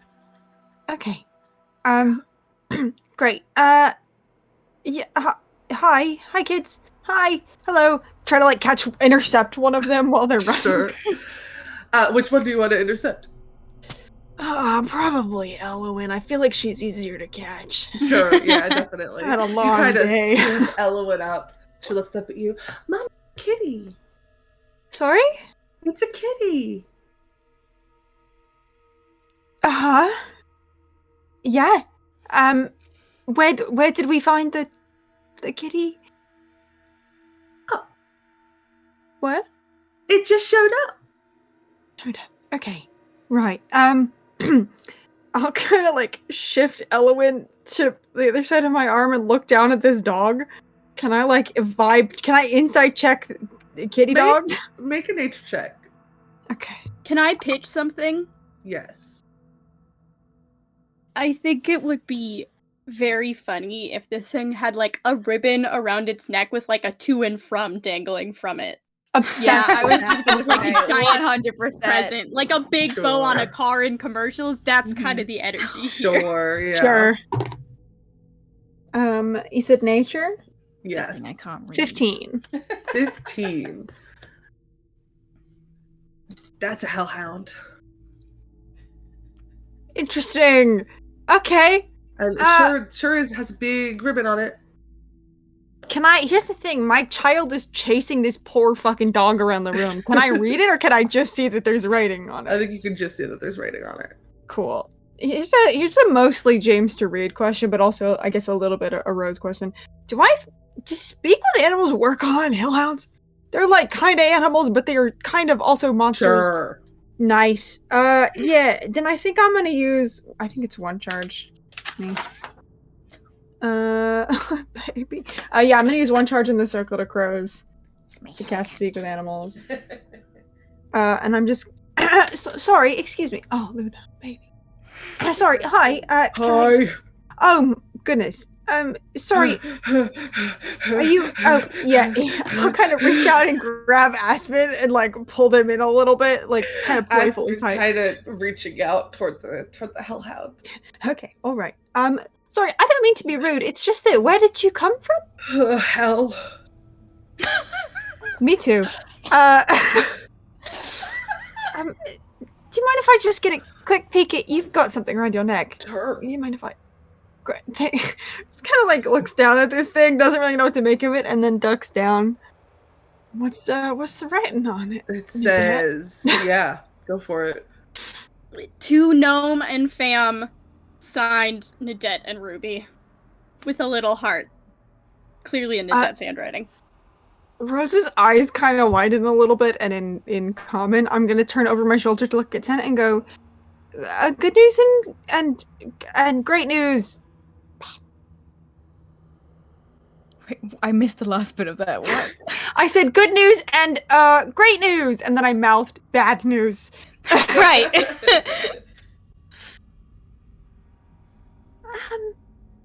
we ever tested if Thorn is good with dogs?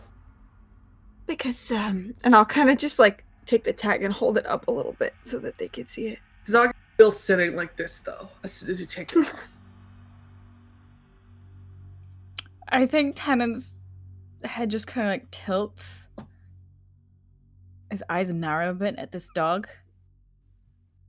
He just clicks his fingers and points by his feet, looking at this dog.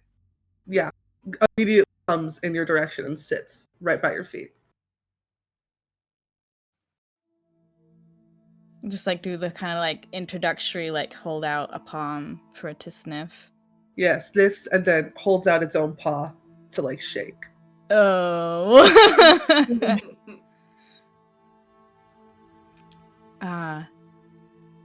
I look up at my twins. Is this your dog? I don't, this is Elowen. I don't know. I kind of squeeze her a little bit for like reassurance. Can I give my kid bardic inspiration? Is that good? Okay.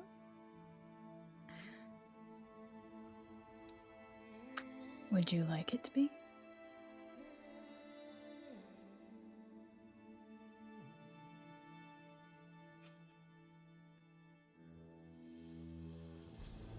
Okay. I think, Rose, you see them like visibly like put on like a new face. They're like, okay, like this has to be showtime, and kind of like looks at you. Mm-hmm. We're gonna have to dog-proof the house. Yeah, and Right. the hamster cage. I won't even think about eating the hamster, I promise. Oh, that it is. Sorry, brownouts. Oh, the kids were calling me Kitty. Okay, yeah, I'm just gonna go with it. Okay, yeah, Kitty says that he won't eat the hamster. Great. Won't even think about it. So we can check that one off the list. And I'll I think still kind of like holding Elowen with like a hand on Aspen's shoulder. I'll like take a couple steps out and like very tentatively scratch Kitty's ears. Oh, Fine. eyes closed. Little goofy smile on the face. A genuine Like, grin. Kind Tongue of sticks out just a little bit. All right. Okay.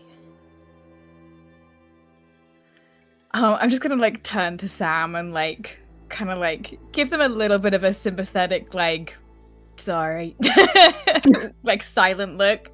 Gives you a I will nod. just take my baby. It's like a hello birthday girl.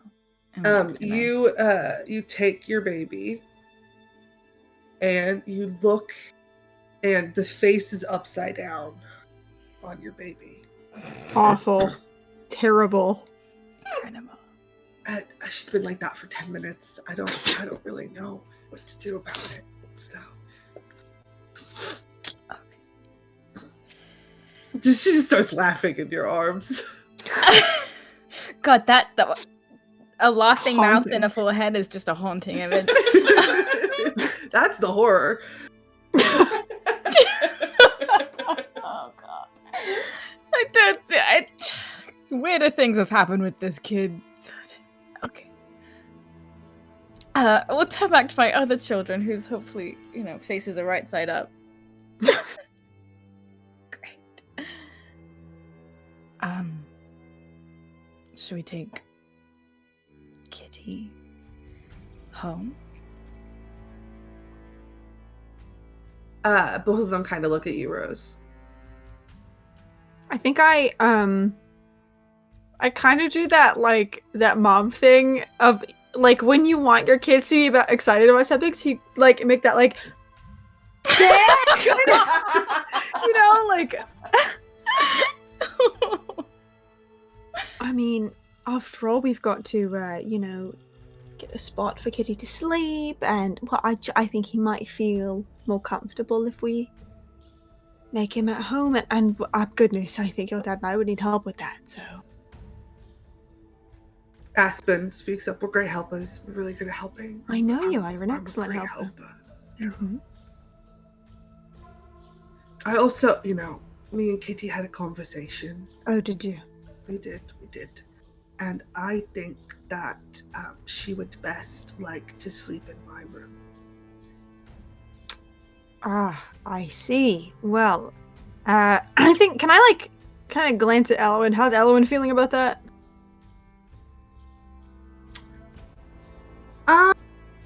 I think Elwyn is just kind of overwhelmed in this moment. And you're not really reacting to that, and it's just kind of like, I'm here. Sure. I'll kind of position her a little bit in my arm so that if she wants to put her head on my shoulder and just kind of she does zone out, she can. immediately.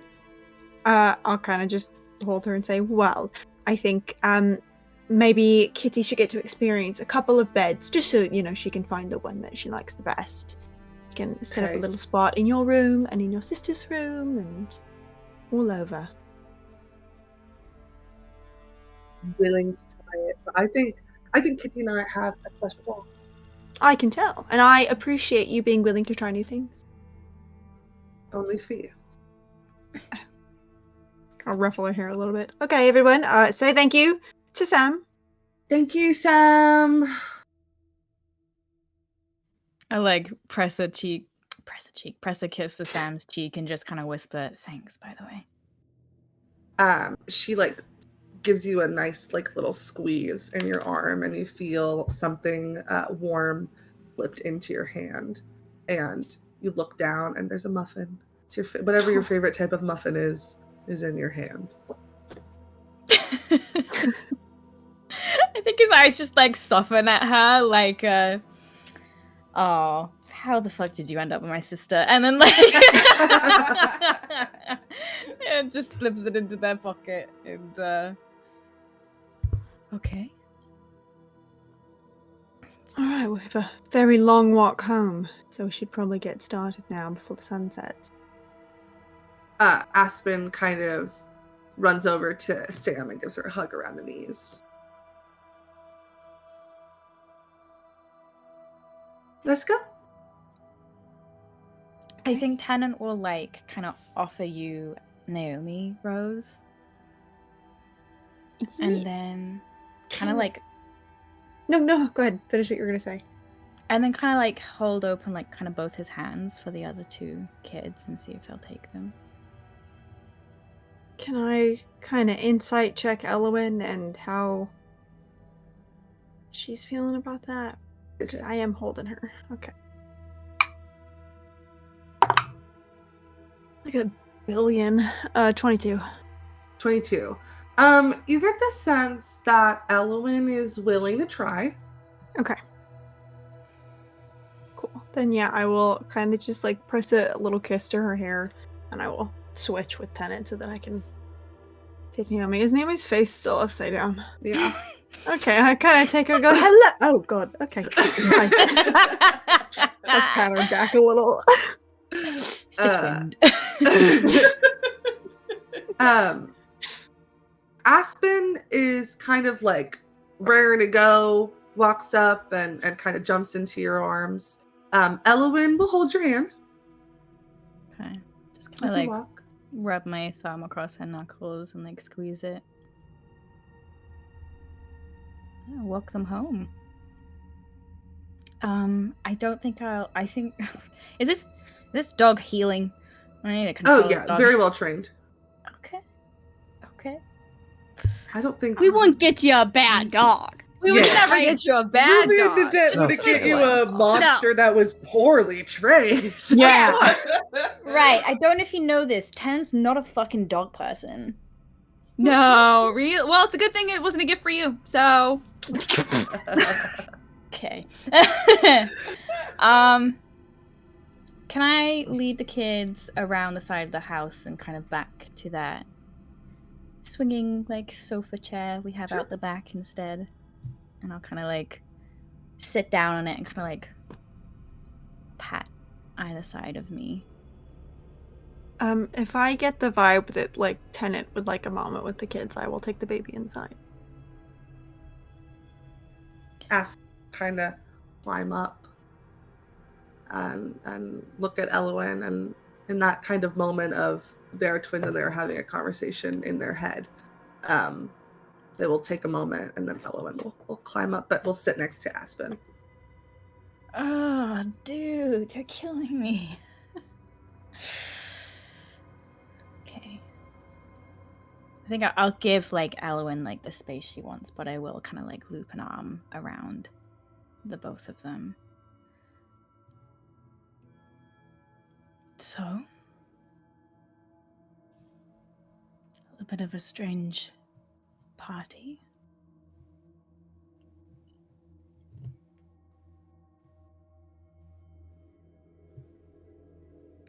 Aspen nods. It was really fun at the beginning. Yeah.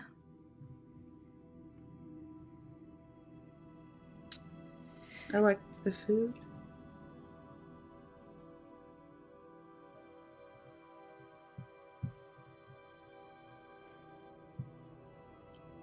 You guys are really good at asking questions, right?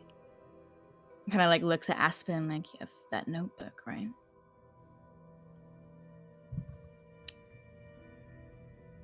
Well, you ask me any questions you want, and I will tell you the truth.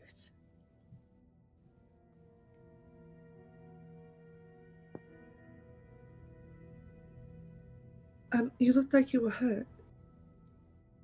What happened? I was hurt.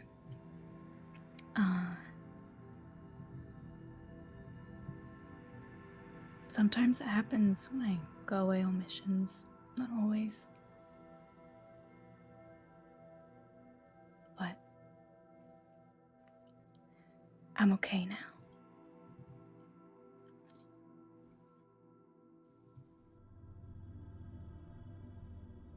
Still Aspen speaking. You were late coming home. It's not really a question, it's just an observation. Yeah.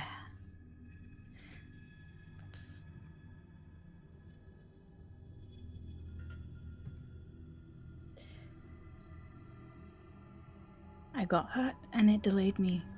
I had to deal with that first. I'm really sorry. Aspen kind of looks over at Elowin, who's kind of her head down, looking at her lap. And she like elbows her a little bit, and Elowin lifts her head and looks up at you.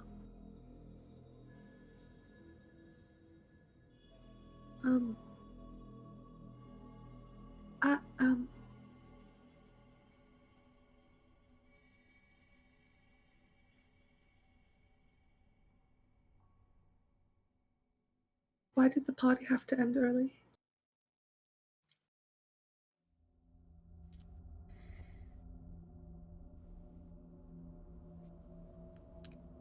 someone who wasn't invited showed up. And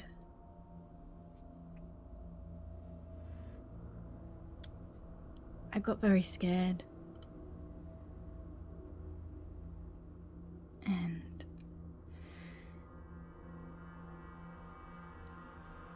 your grandmothers and your aunts and me went to deal with it, so I needed everyone to leave.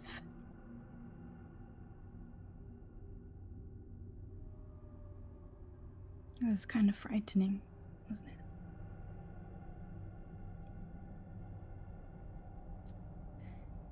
Yeah.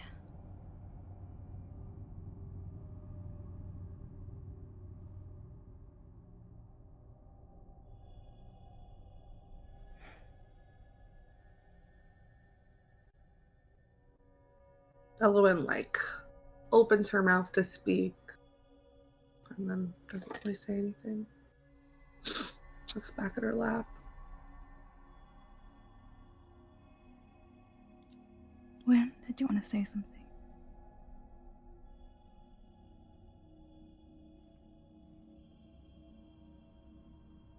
Really scary.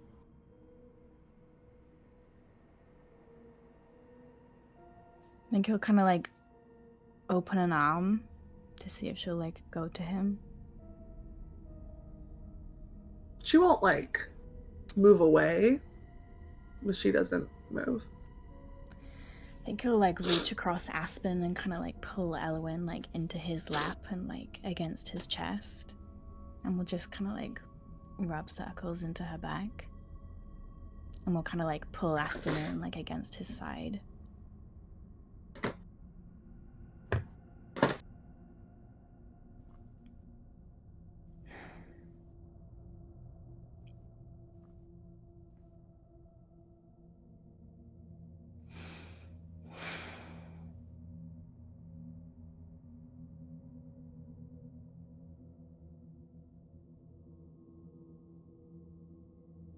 I'm so sorry.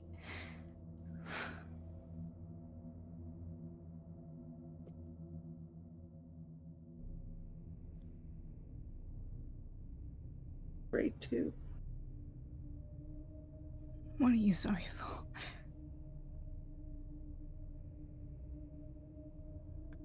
Because I don't like being scared. And I'm sure you don't either.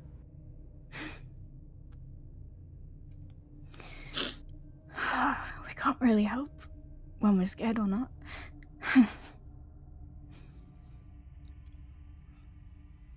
That's sometimes the scariest part, right?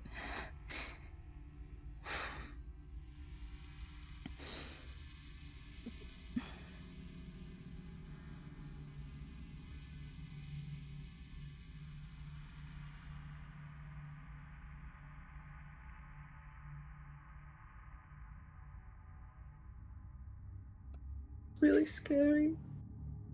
I know, babe.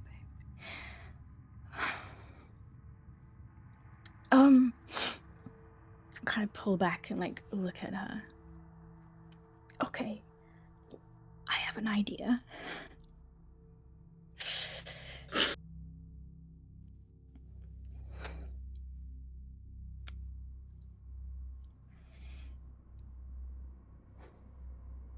If I ever need to do something like that again,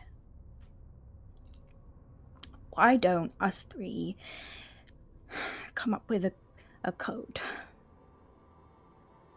that I can give to you, and you know that I'm still here and I'm still your dad, and you don't have to be scared of me. Okay.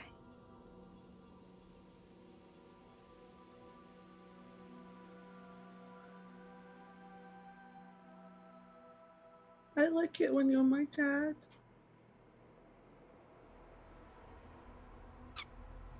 I'm always your dad. Even when you're scary. Yeah. That's the best thing I ever was and am. That's the part of me I like the most.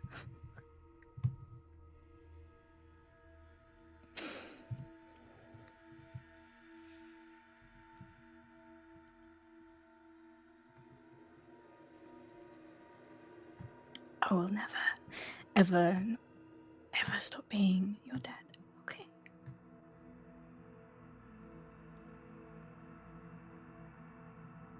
Okay.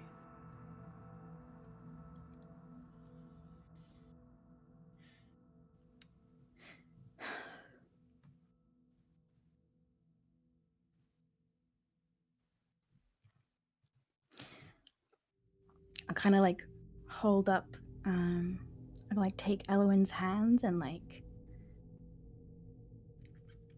I'll like bend like her little fingers into like a little okay sign. You know what that means? 3.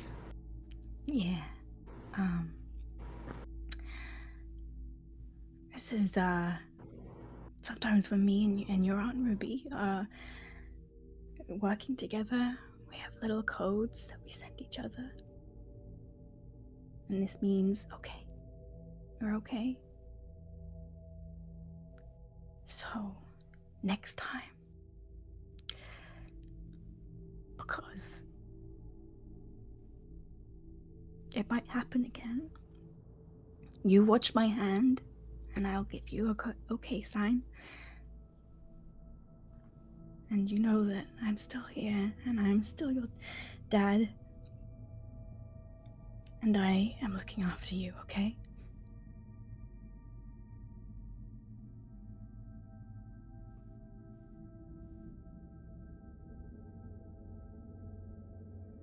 I missed you a lot.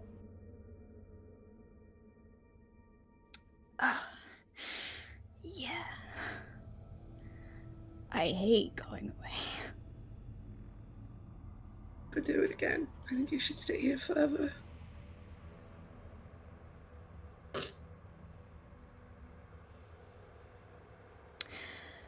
Oh, okay.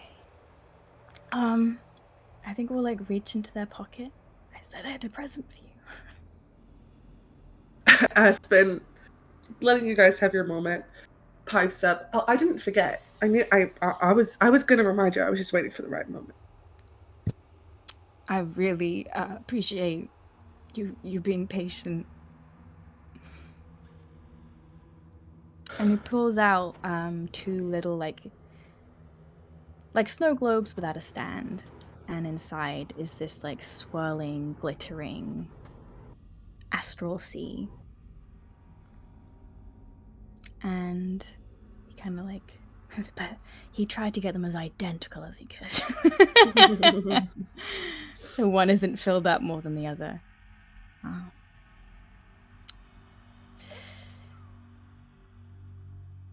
When I have to go away sometimes, this is where I am, sailing somewhere. Aspen takes it and like starts shaking it. And Elowen just kind of looks in it. It's pretty, right? We should get you one of home.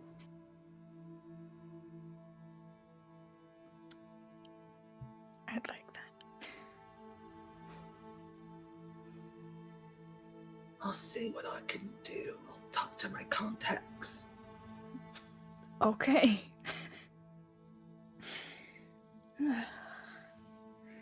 Can you hold on to it for me for now? I don't want to break it. Yeah.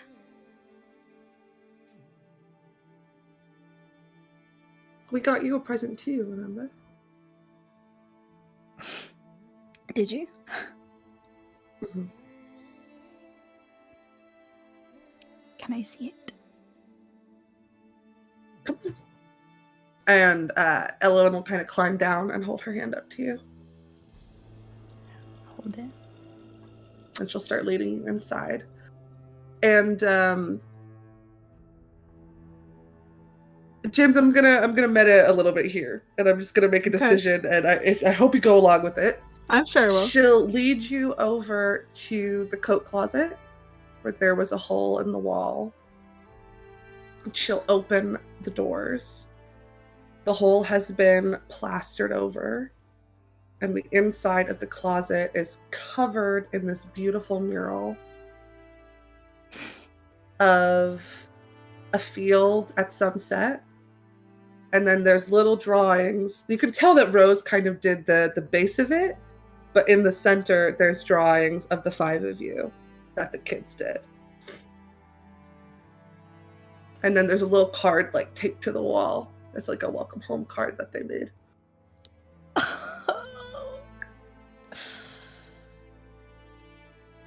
Oh, wow. Did you do this? Help? Oh, yeah, you got none of my artistic talents.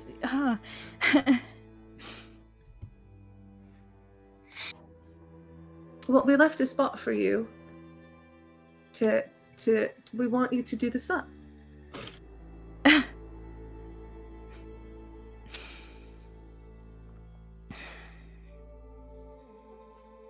Okay. I'm gonna need some help though. I'm really bad at art. We'll help you. Don't worry. We'll just like gather them up in Yeah. his arms and like press kisses all over their face. I love it. Thank you. We love you. Welcome love home. Thank you. And I think Aspen will pull away, but Elwyn will stay as long as you'll let her. I'm not letting go of that kid. If I have to carry her around the house all night, I will. Okay. I need to collect myself, so we're going to go to the mid-screen for a second. We'll be right back.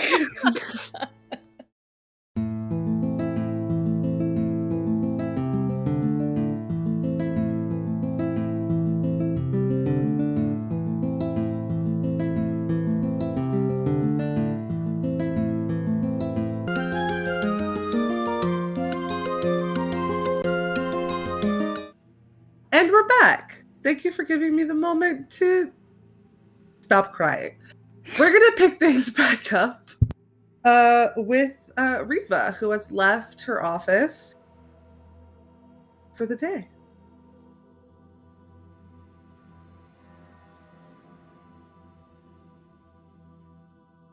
I think as she leaves,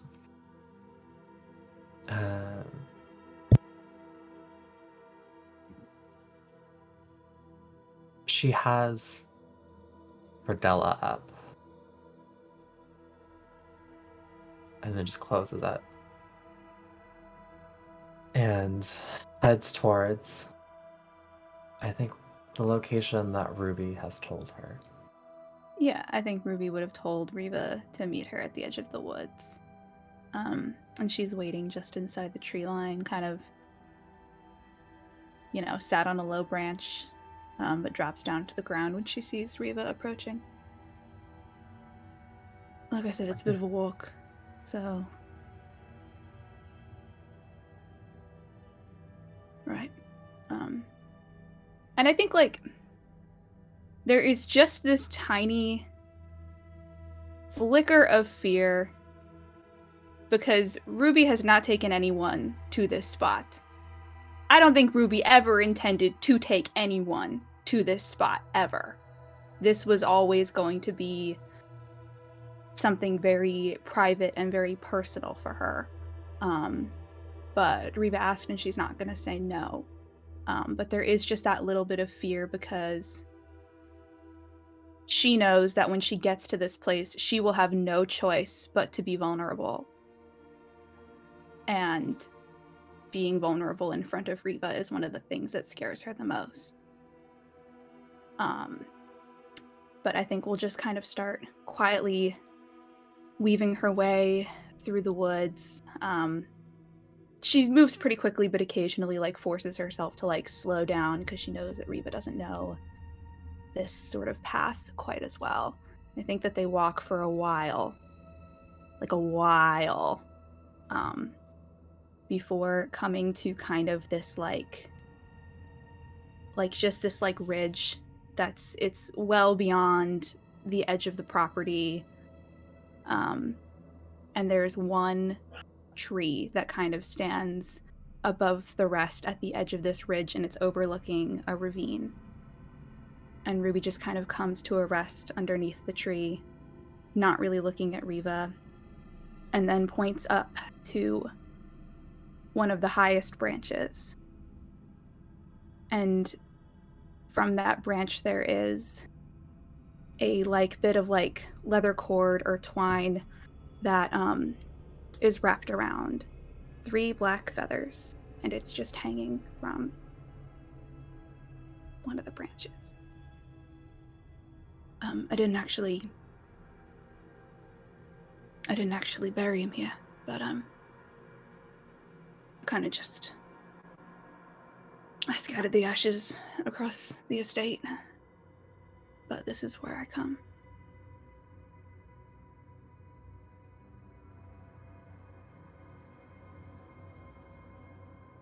I open my coat pocket and pull out a small slice of bread and a coin, a shiny coin. And I set them at the base of the tree.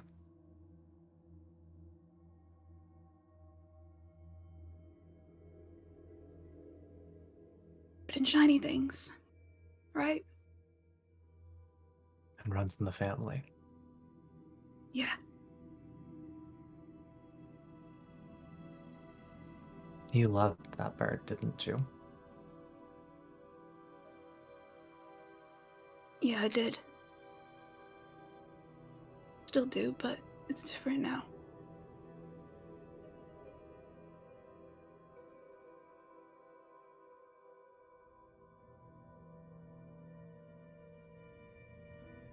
But it's lucky.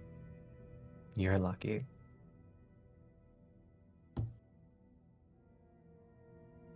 No.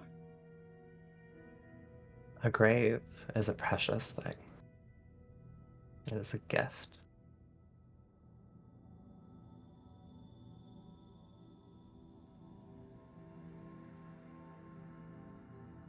Ruby,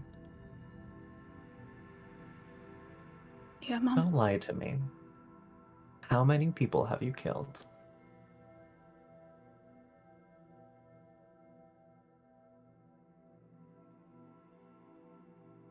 I think that Ruby kind of just like stops and turns to look at Riva, and like there are a few tears like brimming in her eyes, but at this point it's like the look is just confusion. I've lost count.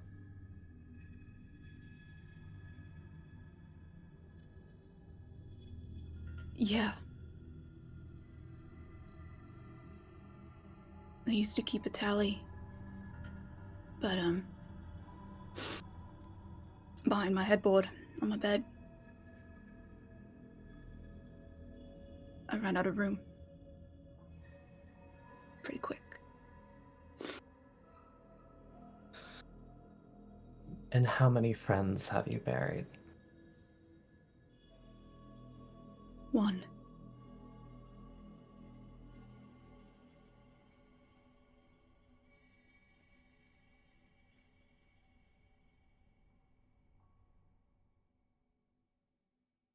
Let me tell you something.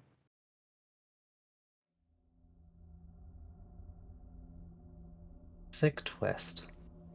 We're killing. Taking a life. Every time gets easier until it becomes like breathing. But burying those that we love, it never gets easy.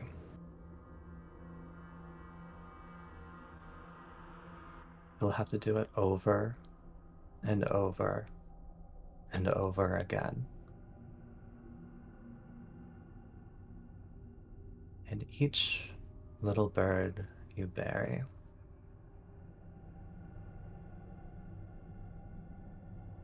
It's like you lose a piece of yourself in every grave.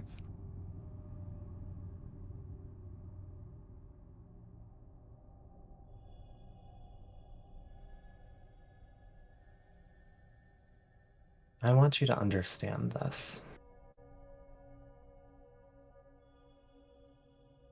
Because this is why I give you this chance now to back away, to not come on this trip.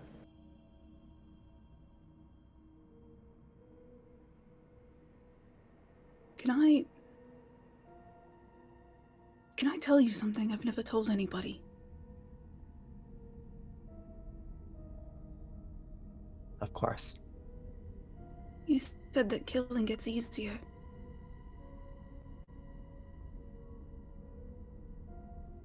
It was never hard.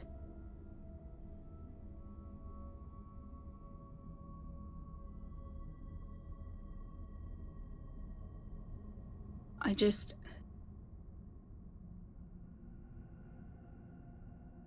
just letting go.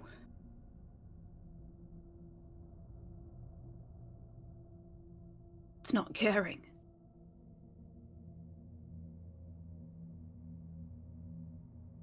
And there are some things that I still have to care about, but there are a lot of things that I don't.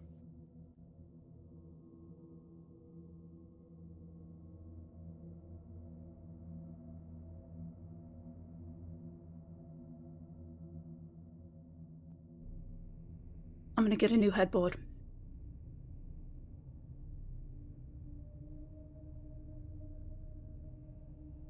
Let me tell you Tomorrow. something.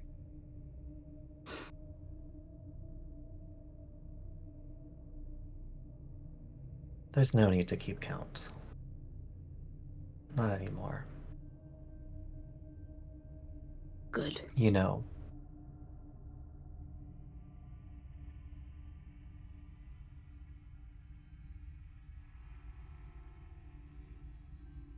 the one thing that we do count are those friends that we've let go.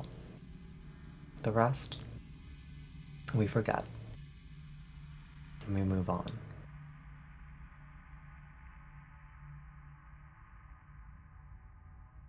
Can I tell you my little secret? Of course.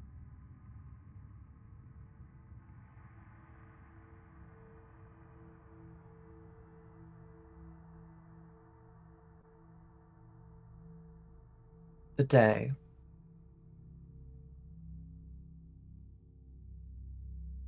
when Lawrence took my sister Bernadette was a special day. It was the anniversary of the day that your grandmother disappeared. And when we were girls, we made a promise that on that day every year, we would take the time to pay our respects, to light a candle, to send something off into the sea, pay our respects.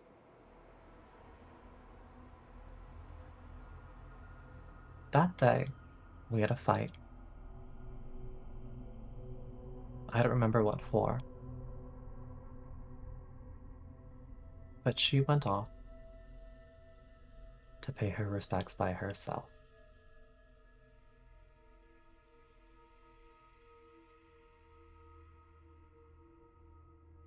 And I didn't go.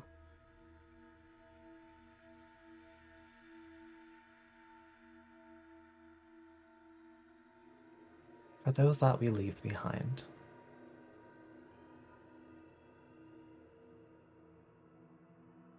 and when the day comes, when eventually you will have to find and pay your respects to my resting place, my humble request of you is that you do the same.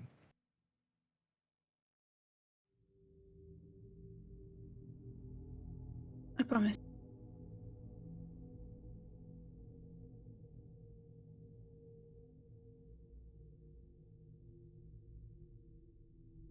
You know, your sister would probably ask me to require you to do a hinky swear right now.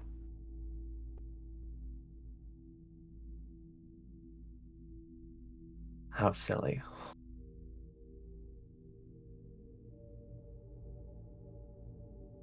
You know her and her ideas.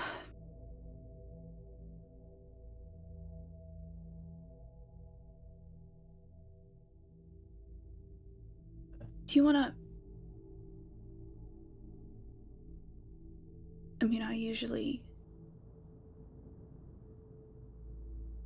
Here, 1 minute. And, Ruby will kind of pull the string on her cloak of the crow, and, like, take it off, and put it around Reva's shoulders and tie it. I can climb up there, but it'd be better for you. And we'll kind of show her how to use it so that you can float a few, as much as your move speed, off the ground. And then we'll just kind of get into the tree and very quickly just start kind of like making her way up to the branch that she usually sits on. I think when you're putting the cloak around Reva's shoulders, I think the thing that you pick up in this moment, between everything else, is just how thin she feels. And she'll join you on that tree branch.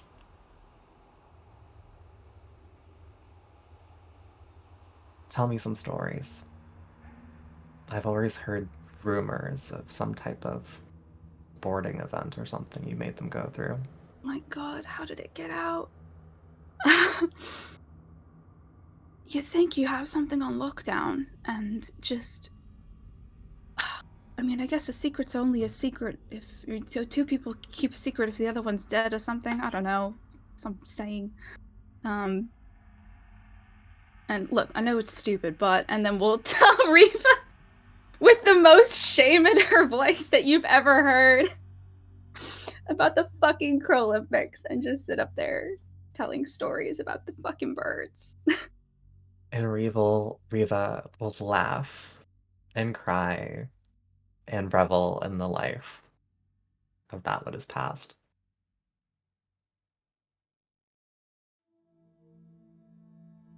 Come.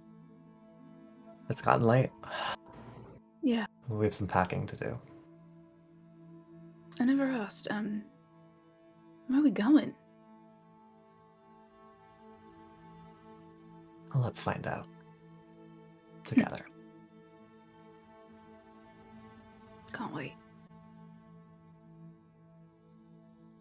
Okay. Rodella, Nadette. Nadette is just gonna send a text in the family group chat that just says, "You up?" Because has no idea what's going on. Has just been sitting in a room with, like, the arch enemy of the family, like, for a few hours now. Like, they've run out of games to play. Just like, can somebody tell me what is going on? I would like to go see my girlfriend. I would like an update. So just sends that "you up" text. I think after Rodella went to... Oh, it's hard to hear you. Can you talk a little bit more into the mic? Thank you. Hello. I think after Rodella went to the graveyard, she made her way back to the house. So as you send the text, I think you hear a ping from outside the door. And Rodella walks in. Hi, Mama. How's it going? Hi, darling. I'm sorry for leaving you. Why don't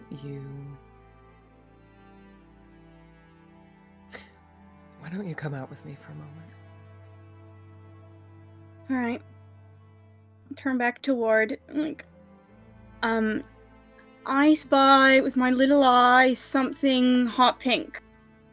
and then it's gonna walk out of the room after. I'd love some food if you're leaving.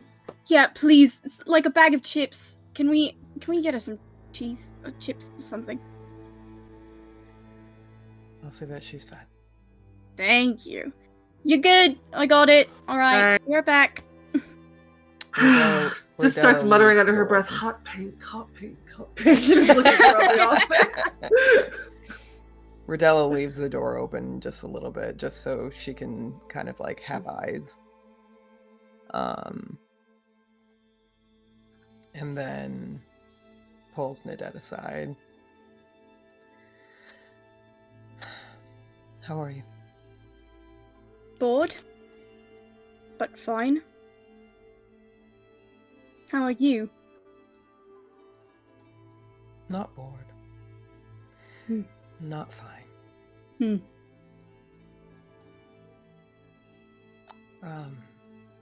But that's neither here nor there.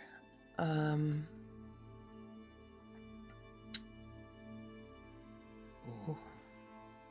Seems like you two are getting along. Yeah, well, strangely have a lot in common. Anything I should know about?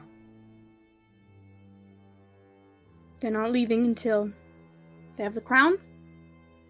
They've made that very clear. I have asked for an extension, a delay. I have threatened. I have cajoled. I have joked. I have done everything, and in my considerable power to be persuasive. And Ward's not leaving without the crown. So honestly, we should just give him guest room at this point. Because I don't know what else to do. Well, if it's a power of wills, Riva won the last time, so. You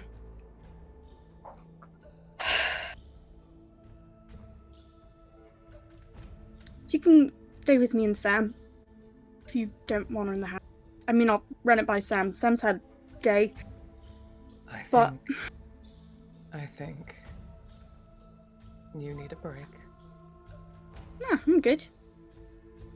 Why don't you go see Sam, and I will sit with Ward.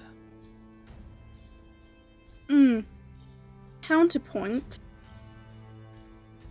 I'm gonna go make up a room for Ward. We'll lock her in. Then you gonna come over to my house, and the three of us are gonna eat something together. Yeah?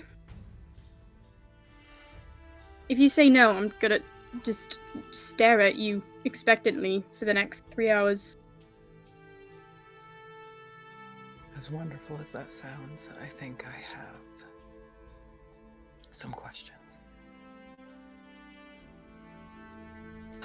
God, can this family get any more cryptic? Can we, please? What's going on? Okay, who's mad at who? Who's upset? What's going on? Has there been a development? Has something else been stolen? Like, please, I'm begging. Can I, for once, have a crumb of knowledge about what's happening in this goddamn estate? Rodella looks at you for a moment and with just the most genuine expression just says, Nadette, for once I think I'm just as in the dark as you are.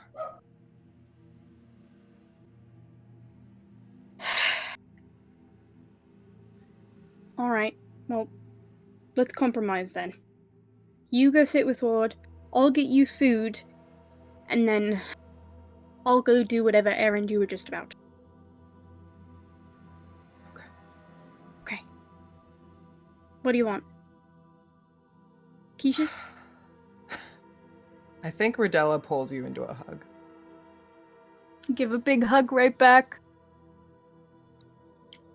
I just want you all to be safe. Yeah, piece of cake. Yeah, I got that in my sleep. Yeah. Thank you. Yeah. And quiche would be lovely. And then she walks into the room. Perfect. Run down to the kitchen. It's the That's, Yeah. Sorry. No, I thought you were Nadette, and I found the hot pink thing. So, What was the hot pink thing? there's a book on the bookshelf. It's hot pink. I'm pretty sure that's it.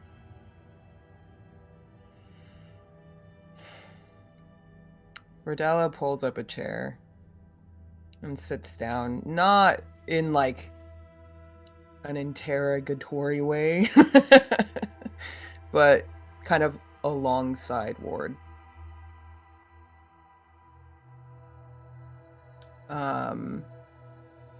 And sits for a minute.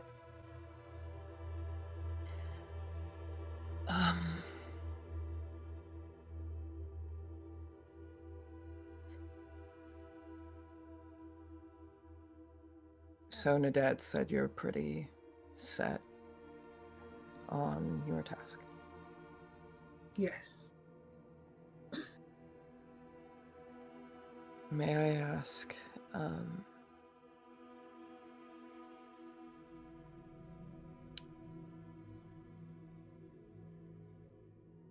you say the crown is evil? Was there anything else you knew about that crown? Because perhaps if we were better informed, we might be more inclined.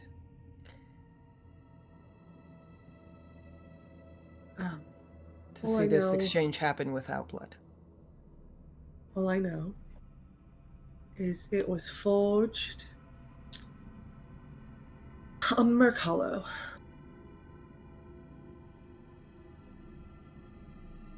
Do I know? Would I know what that is? Yeah. Merc Hollow, also known as the Underdark, is just another planet in the Shadow System. Okay. It was forged there by some group, and in order to destroy it, it has to be destroyed in the fires it was forged in.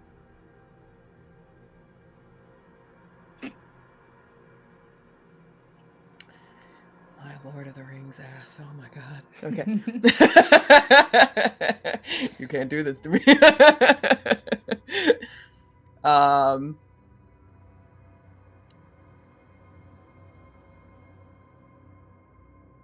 Do you know what this thing does?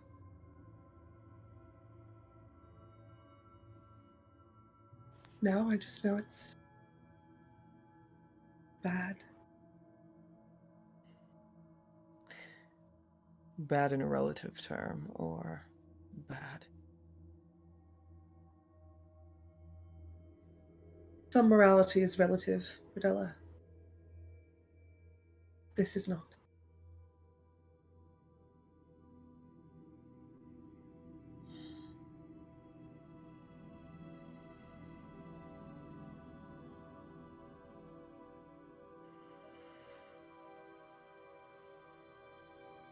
Well.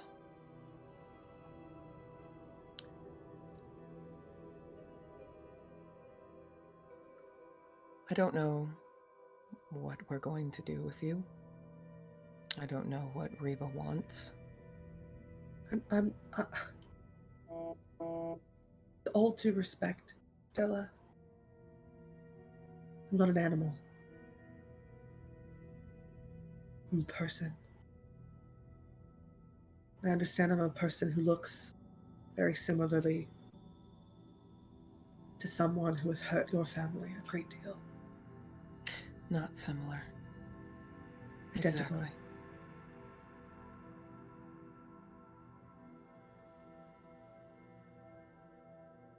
I'm not a monster.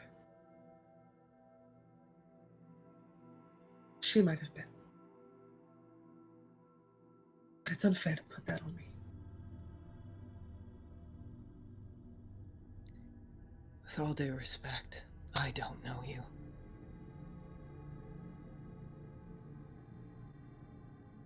All I know is what I've experienced with that face. So forgive me if my initial reaction to you wasn't pleasant. All is forgiven.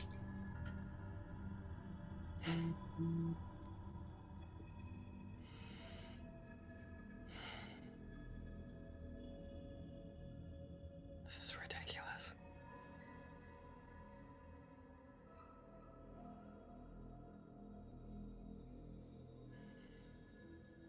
Did your god know what he was sending you into? I'm sure. So why? Some Why sick what? joke? No, Why you?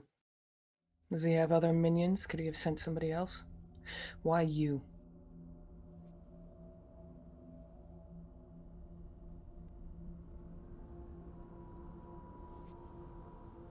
I was the right fit for the job. Message received. If you would like to question a god, by all means. But I am not one to do so. At least not in the way that you are asking me to. I'm not the one who's going to be questioning. And that's what I'm afraid of.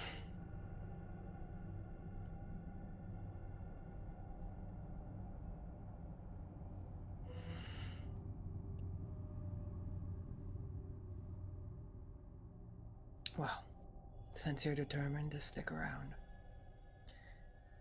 perhaps you would be gracious enough to remain dormant until I figure out what is happening with my family.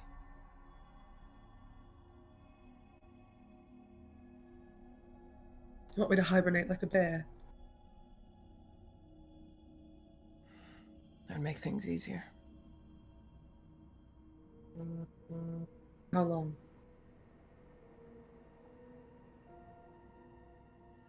Till I can talk to my wife. Not an answer.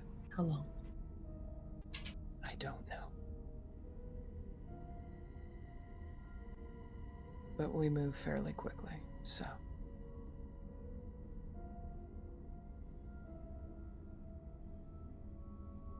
The universe, wide and vast. And there are other matters that are serious and dire.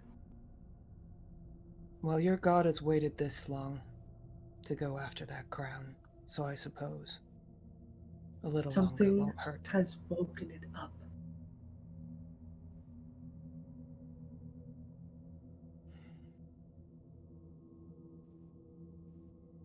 If it had been a problem all these years, I would have come for it sooner.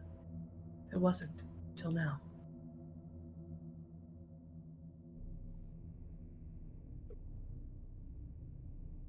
Nadette bursts in with a tray full of quiches. Alright, I got like 5 different flavors, so you let me know what you want. I'll just put it on the side table. Grab a spinach one, shove it in her mouth. It's the book on the shelf, right? Hopping, yeah. Yeah, got it. Was it your first guess, or did it take you a bit? It was the first one. Nice. Thank you. Right. Nadette, you get a text from Rose's number outside of the group chat that says, "Are you okay?" in brackets 10. Right, I have to take this. One of my clients. So I'll be back. Don't have too much fun without me. So much fun. Right. Give Ward a wink and a thumbs up, like, don't worry too much, it'll be fine. Like, I'll get you. Like, you're fine. Don't worry about it. We'll, head on out. I'll turn around and go, oh, Rodella, Mum, I have one more thing. I did have a scary dream, like, just over a year ago with someone with Lawrence's face showed up to me and threatened the whole family, but it wasn't Ward. So, just figured that should probably be known. I'll let you know if I have another dream. It was fine. I think it might have just than what I ate. I'm gonna be so real. Like, I think it was just me processing things weirdly. But, like, I don't know, I figured I should tell somebody. But don't worry about it too much, okay? Love ya! Just walking down the hallway.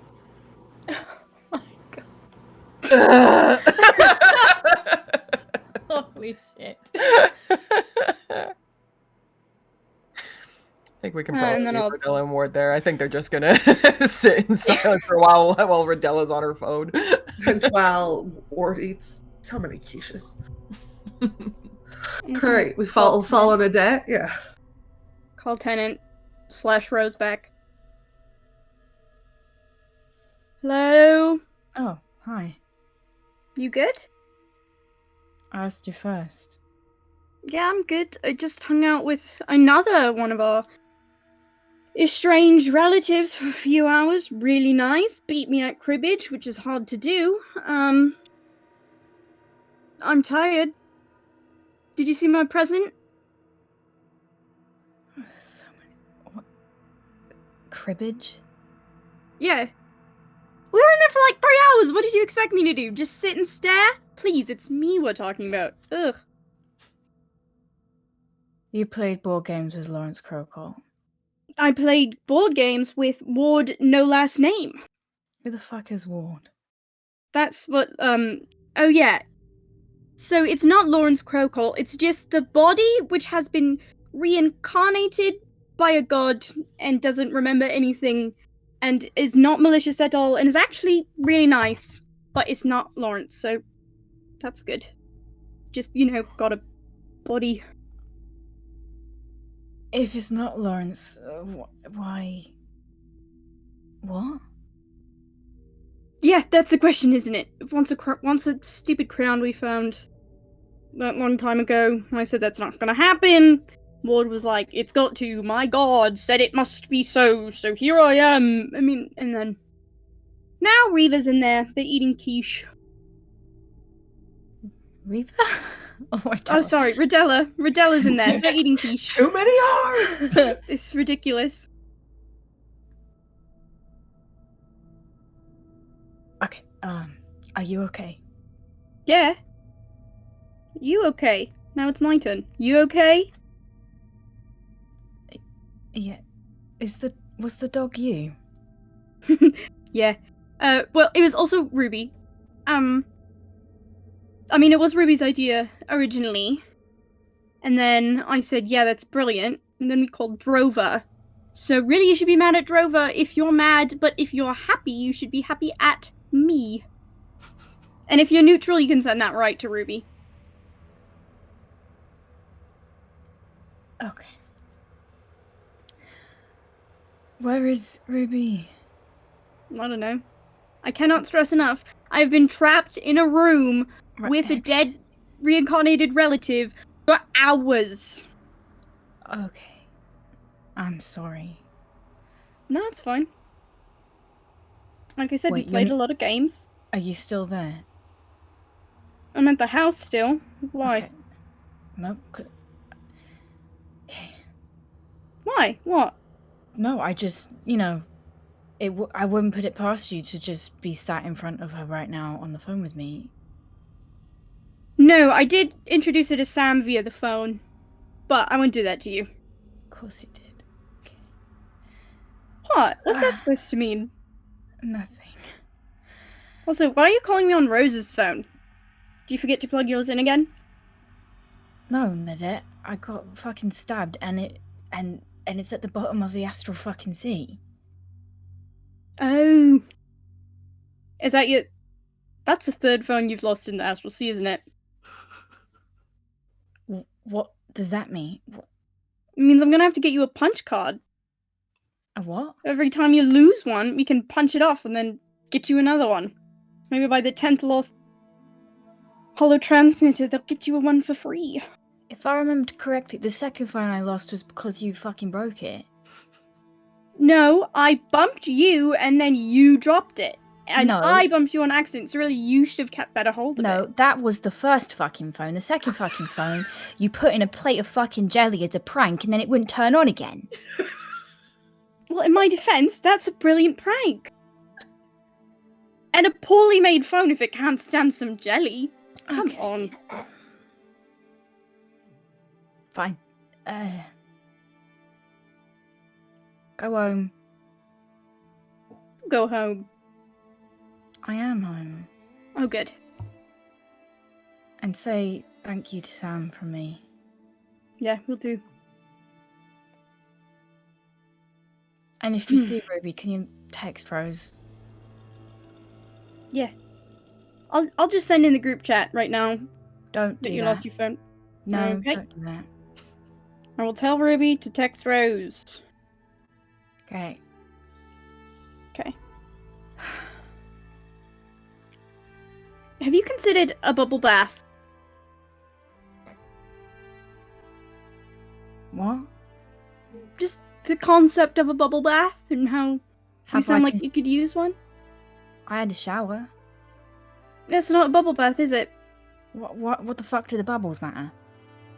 It's relaxing. No, it's fucking what? It's just fucking bubbles in the deck. Yeah, and bubbles are amazing. They're colourful, they pop and explode. You like explosions. You know what, Nadette? You can get me some exploding fireball fucking bubbles. I'll consider it. There's 3 bath bombs on the bottom shelf under the sink behind the blue bucket. I left them there. If Rose hasn't used them, they're still there. Okay. Give it a go. I'll consider it. Alright, love you. Give my Love love you. to Rose and the kids and Gnome. Okay. And the Hellhound. Did you pick out a name? Yeah, the girls did. What's it? Key. Oh, that's perfect. Oh, it's a good name. It's really good name. Thank you for the dog and the babysitting and everything. You're so welcome. Alright, I'll talk to you probably tomorrow after your bubble bath. Yeah, alright. Okay, love you! Love you, bye. Bye! And then I'll just send a text to Ruby that says, hey, where are you?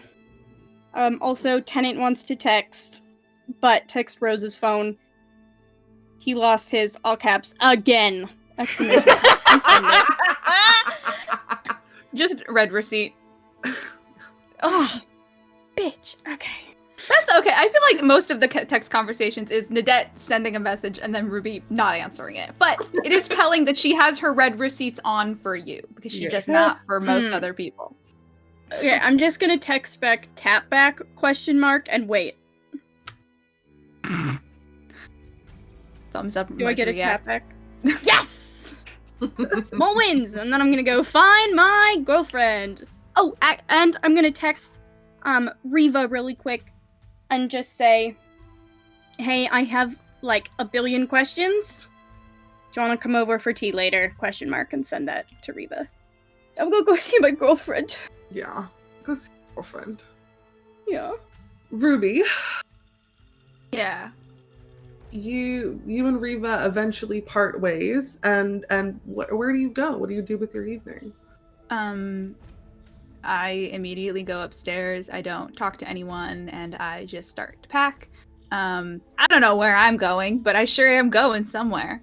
So I think it's just trying to like pack a bag, mostly just packing things that she can keep on her person, but it's just kind of like going and organizing all of her stuff so she has everything she might need. Make me a perception check as you're packing. Okay. I'm not scared at all because chat, I didn't ask for this scene, so I don't know what's happening right now. It's a 15? You hear like a tapping at your window. Oh, probably one of the birds. I'll go pull the curtain back and then pop it open. You look down, and there is a gray-skinned tiefling on the ground, like throwing little pebbles up at your window. Hey. You know, if you break one of these, that's vandalism, right? I have to write you up for that. Oh no, what a shame. I might lose my job. Yeah, well, Don't worry, I'll have a chat with some of the family. I'm sure we can arrange something. Thank you. Very kind of you. And I'll Can I come kinda- up?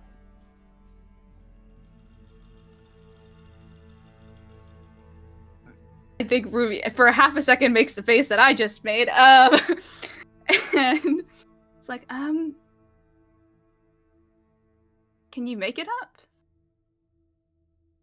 Is that a challenge? Stairs are cheating, so yeah, I guess it is. I'm not a cheater, Ruby. Prove it. And expertly begins to scale the side of this house. Ruby has to just for a split second pulls herself in from the window and has to just take a minute. Ember crawls in through the window. Wow. Yeah, I'm a That's person impressive. of many talents, so. Your first time crawling through a window? No. Doesn't think so. We'll kind of go back over to her bed and keep packing things as she's talking. So, No, thanks for dropping off the dog. Everything. Yeah. Well, the insanity of the house. Did it finally get to its intended recipient? I think that's around the time that she gets the text from Nadette and is like, yeah, I think so. You going somewhere? Yeah, just business.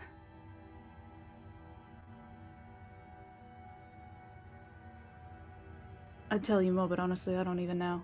So, That's an energy. How can you pack if you don't know where you're going?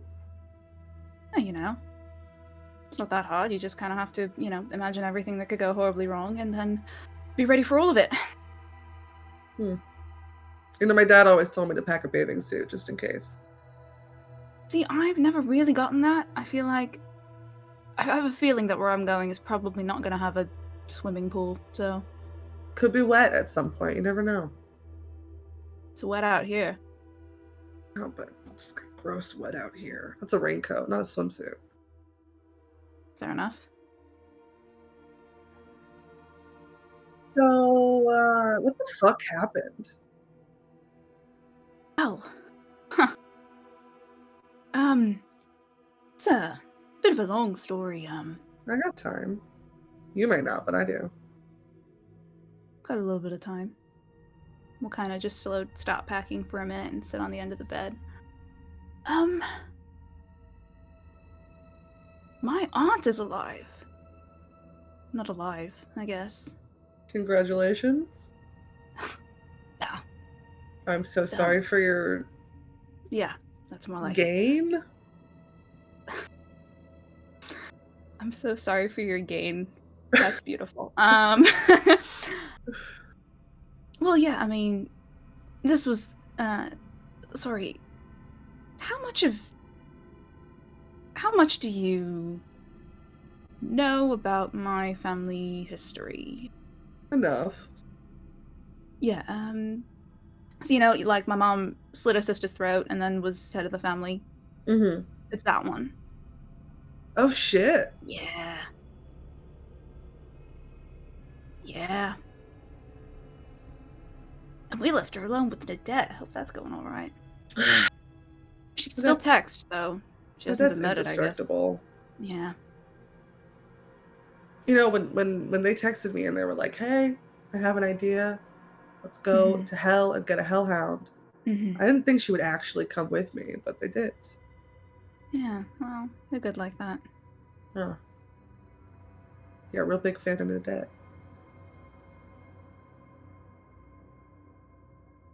So, just here to,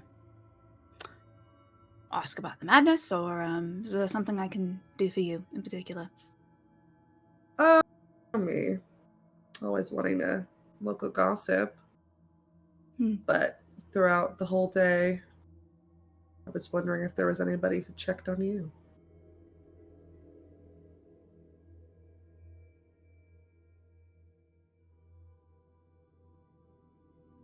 I can usually handle myself. There's a lot going on, so... That's not what I asked.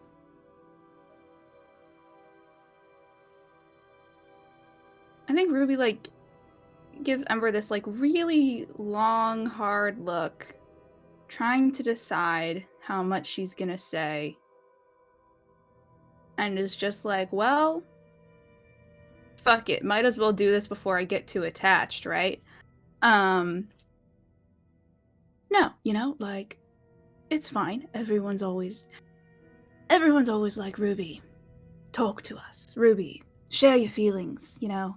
What's going on inside that head of yours, Ruby? Why are you always off on your own in the shadows, not talking to anyone? And then it's like when I do tell them how I feel, whatever feeling I'm having isn't the right one. My grandmother with my name. Yeah, I mean, like, my grandmother with my name and my face who I never met comes back to life, and I'm supposed to, you know, not want to know her. My dead aunt, who murdered my other aunt, and my mom killed her, is suddenly alive and in the room with me, and I'm just, like, trying to take a minute to process it, and it's like, I'm not angry enough about what she did. Like,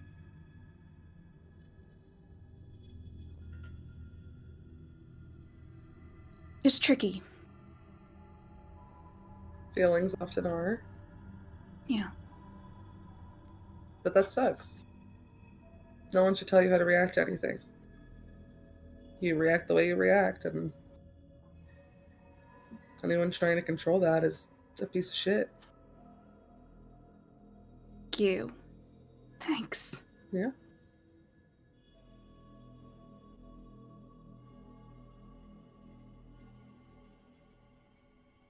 So, sorry, you've been asking about me? How was your day? No. Looked after a hellhound, Hmm. then just kind of fucked around in the woods. Sounds nice. Sounds like you had a better day than me. Well, don't go on your trip too long, okay? I might miss you.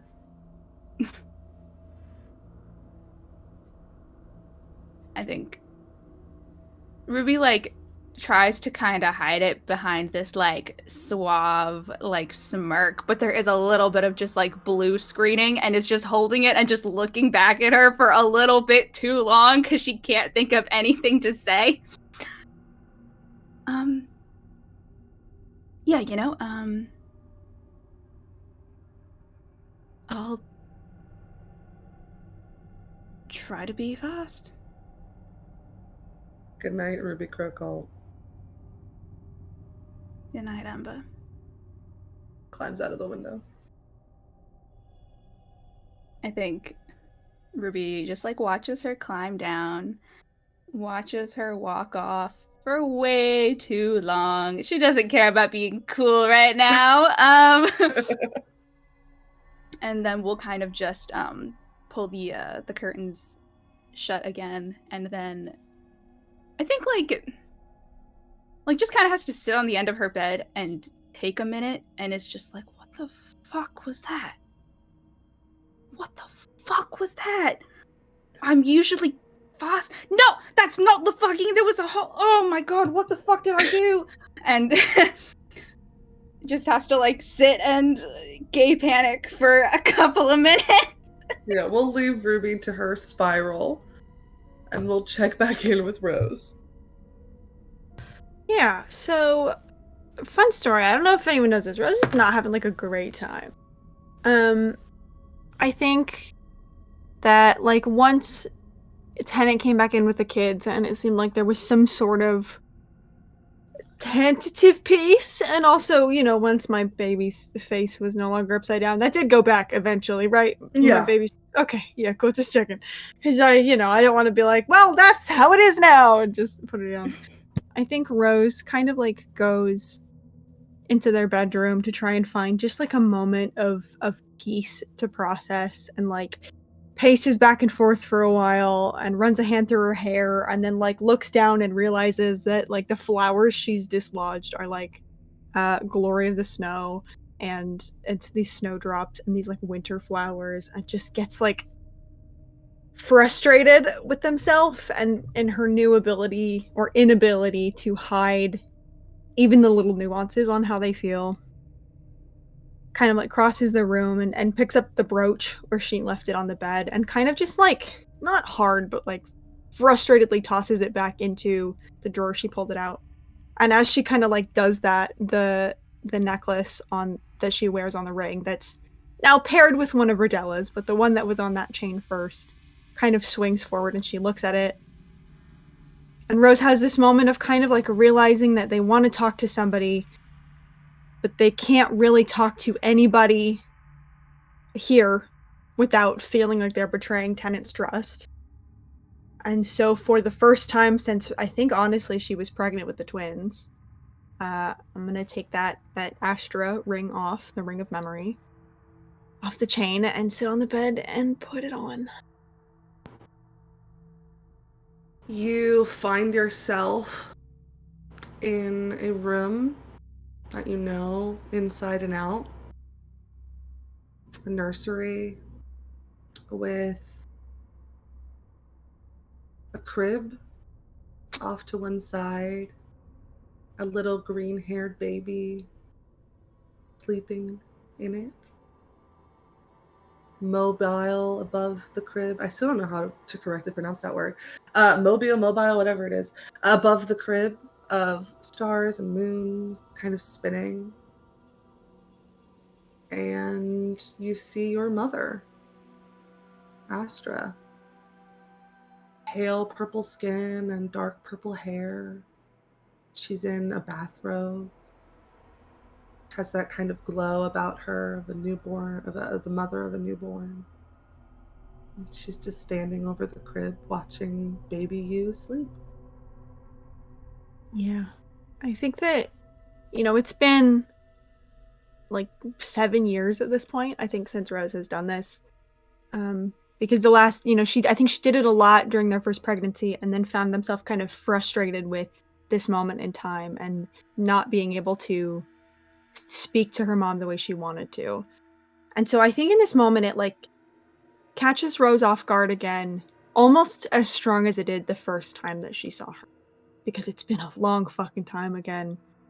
And almost like not on purpose, she just kind of breathes out, "Hi, Mom." Cocks her head. Sorry. Hi. Hi. It's I missed you. I'm still getting used to being called Mom. Strange thing. Yeah, I missed you too. Nice to see you. I know the feeling. Can I sit with you for a while? Of course. I just got Rose to sleep, so I love the company. I think Rose just bites back yeah, she's gonna fucking need it comment. And just kind of the edge of her mouth kind of turns upwards, and then Rose, I think by this point, has done this enough that there's a chair that she favors. And it doesn't show the signs of where that it normally would, because this is a moment frozen in time, but I don't think it really matters. And she goes into where they know the blankets are kept and gets a blanket and kind of just curls up in this chair and stares at Astra for a long moment. And I think even though Rose knows that Astra probably won't have the answer for her, I think cannot help themselves but to ask, how did you do it? The balancing act of it all, the kid, and kind of bites back a comment about the marriage and the world falling apart. And how did you do it? Because I feel like I have memories of you doing it really well, and yet I am not.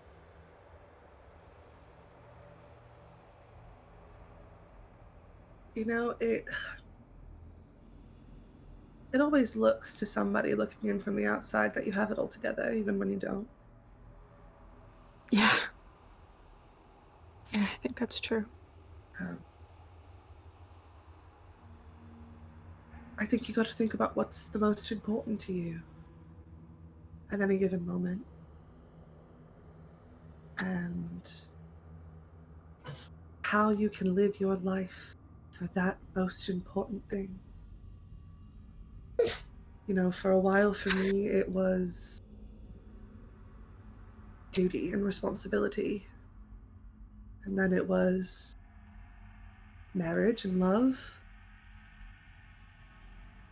And now it's Rose. I think Astra says it used to be marriage and love, and Rose kind of like their eyebrow quirks a little. Marriage and right. Did you ever feel that, like, I don't know, you were trying to keep it all together and it was just sand and it kept slipping through your fingers the harder you held onto it? All the time. But you know what you do? Please enlighten me. You get a bucket for the sand. Yeah. What if something being important to you is not enough to fix it? What if it's important and you lose it anyway? Kind of, at this point, will reach out and put an arm around you. Yeah. Start rubbing your shoulder in that very maternal way. What's going on? Oh, I don't think there's enough time in the galaxy to talk about it. Really. In the way that I would like to.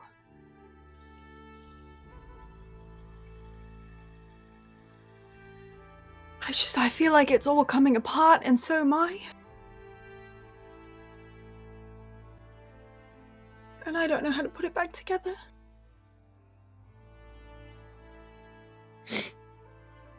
You are extraordinary.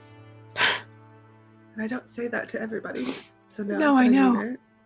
Yeah, people keep telling me that, but it's Listen, hasn't been enough yet. it doesn't need to be enough. Just because you're extraordinary doesn't mean that things won't still fall apart. That's life. Things I'm learning that. fall apart. We lose things sometimes, as much as we wish we didn't have to. Yeah. But without loss, we wouldn't know love. Without sadness and stress, we wouldn't know joy. As much as it sucks, as it does, and don't get me wrong, it sucks. Yeah. We need it. Or else the rest of it loses all meaning. I think at that, Rose kind of like doesn't like pull away, but just kind of like straightens a little and like looks down at the floor for a second and then looks back up at her mom and says, "Do you really believe that?"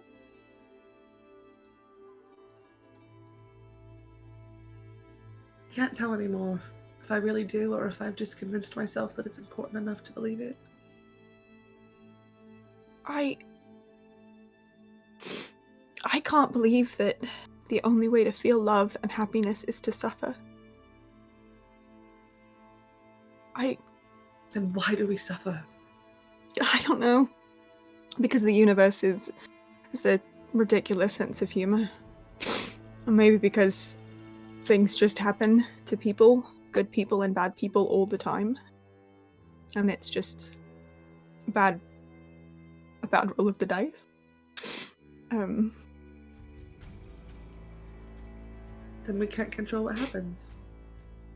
And all we can control is what we do about it. So when the world falls apart, and your life falls apart, and everything goes to shit, you keep trying.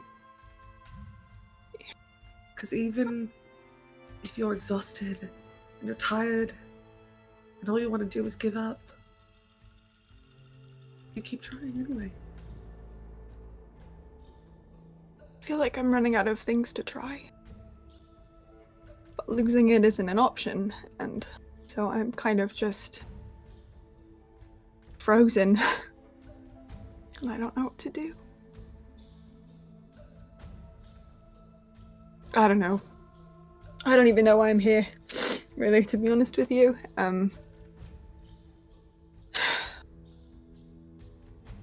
Yeah. I wish I had an easy answer. Me too. But I can offer you a hug if you'd like one. Yeah, I think I could really use one of those from you. So She wraps you up in a hug, kind of very gently, like rests her head on top of yours. yeah. And I think Yeah. while Rose is hugging Astra, she kind of closes her eyes and takes a breath in and takes the ring off. Kind of sits in her room for a long time. Just want to say, if you ever go to try and find Tennant, I think you find him in the children's bedroom, probably with like a story like open on his chest, and he's just like fast asleep in between the twins. Even if like they're still awake and playing, he's just like asleep, curled up in the middle of them whilst they're still awake. I think Oh. Aspen is asleep, and Elowen is very gently stroking Tennant's hair in the way that you do to her. Oh, God. I think Rose will kind of like stand in the doorway and look at this for a long moment and just like take a breath, almost like they're trying to breathe in the strength from this moment. And then we'll kind of like, and I think has like since wiped her eyes so that they don't look like she's crying. And we'll walk in and just kind of like very fondly like rub her hand along Elowen's back. And I think if Tennant is in like one of the kids' one of the kids' beds, I will kind of like perch on the other one. Just kind of smile at Elowen. She'll very gingerly climb out of Aspen's and into hers and come cuddle up with you. Yeah. I think everything's going to be okay. Think so? Yeah. Dad and I talked about it, and Mm-hmm. I think everything's going to be okay. Me too. And I kind of just like kiss her cheek and pull back. You were really brave today, and I'm very proud of you. Thanks. Yeah. You were really brave today, too. Thanks. And I'm really proud of you. Look at you all grown up. Well, I am 7, so. Oh my goodness. God, we've got to get you a job. That's the joke. I'm just kidding. We're not going to get you a job. Your only job is to sit here and give me cuddles and tell me how proud you are and be proud of yourself. And I'm so good at that. You're so good at it. You're an expert in your field. Thank you. Truly. Mm-hmm. And she'll kind of like climb into your lap and like lay on top of you. Yeah. Yeah. I know it's sad, Frankie.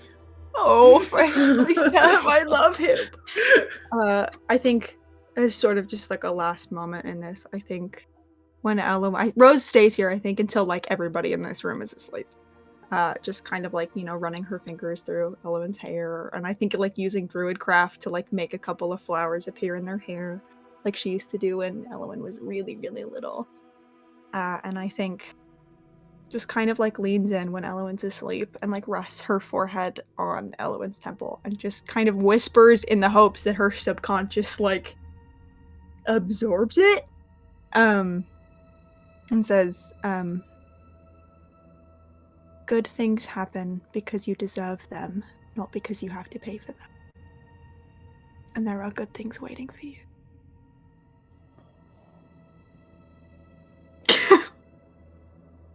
Bud.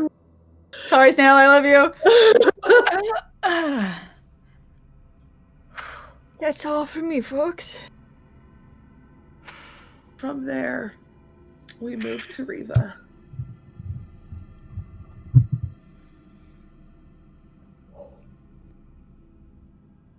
Is Rodella there when... And let me start this over. I think there's a click at the door, and it's late at night.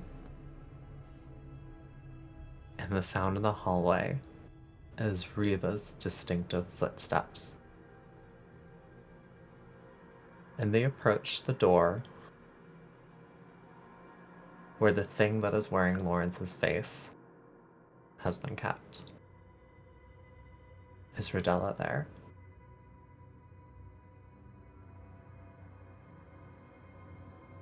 Yeah. I open the door.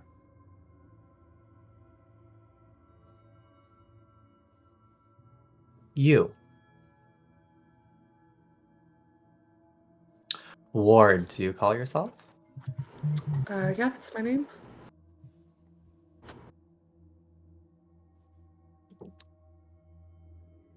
You will have your wish. I will allow you to destroy the crown. But on one condition.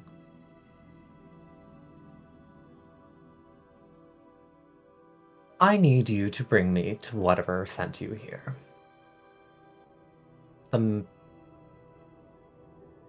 Whatever it is that is holding your leash. Bring me to them, and you can accomplish your mission. Okay. Good. Ship leaves tomorrow evening.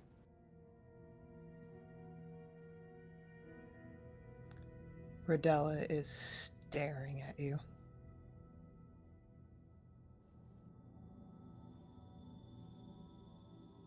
I make eye contact with you. And I walk out of the room.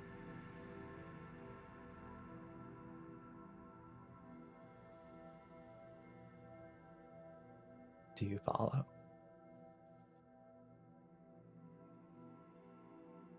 I think Horde will be like. I think for a minute Rodella is a little bit rooted to the spot.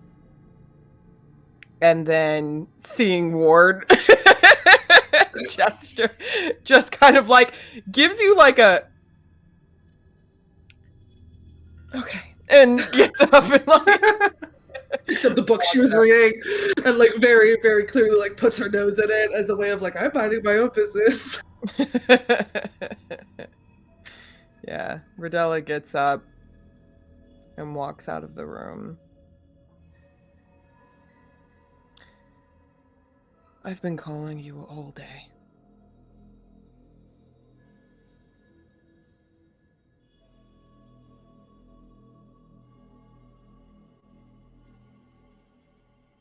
That wasn't fair. You knew I couldn't leave. I couldn't come find you. I couldn't just leave Nadette this all day.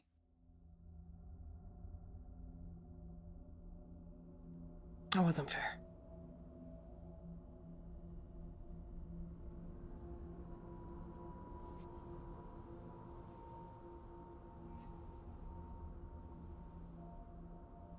You're right. I know.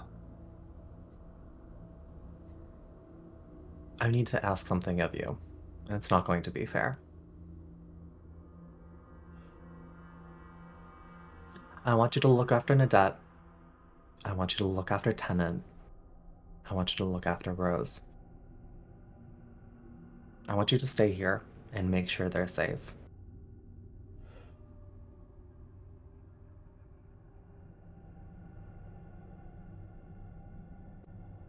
You and I both know that thing in there, it's not my sister. But some sick fuck has decided to bring her fucking corpse into our fucking home. And not just ruin our lives. No, no, no. She's already done that. I've already done that. No, she's decided that fucking thing to ruin our fucking grandchild's. Whatever that thing is, I'm tired. I am tired of having these fucking ghosts from our past come back and haunt our future. So what do you want me to do, Rodella? You want me to just sit back? No, we don't sit back. We hunt.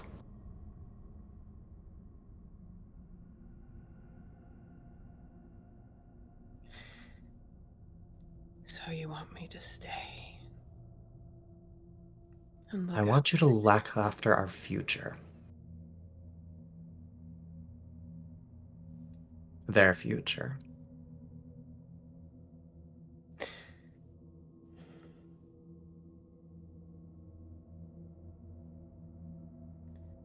I think there's a million things that Rodella wants to say at this moment. What do you have to say?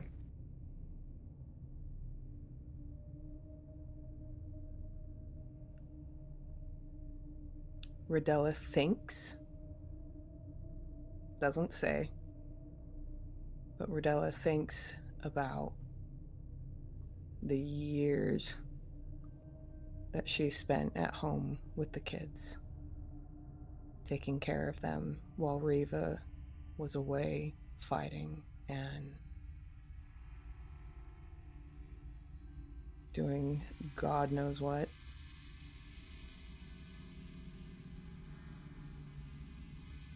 And Rodella thinks about protecting their future and how well that's worked out so far. And thinks about the state that Tennant's in. Thinks about her children coming home, having gone out in the middle of the night and gotten into danger and come home injured, or having killed someone.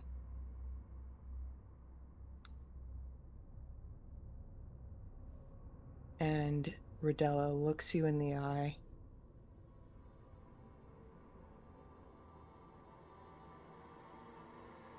and just shrugs and says, "Whatever you say."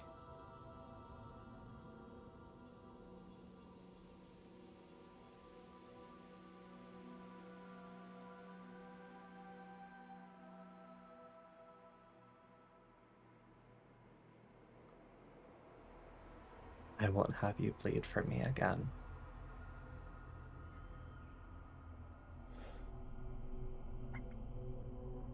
I'm sorry. I know it must be hard to love a Crowcolt.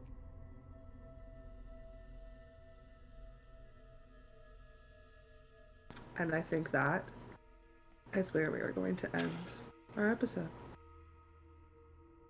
Thank you all so much for joining us for this episode of Tales from Beyond Crow Lane. We will see you next Sunday for our next episode as we continue our tale and we see what happens next. Take care of yourself, drink some water, and we'll see you next time. Goodbye.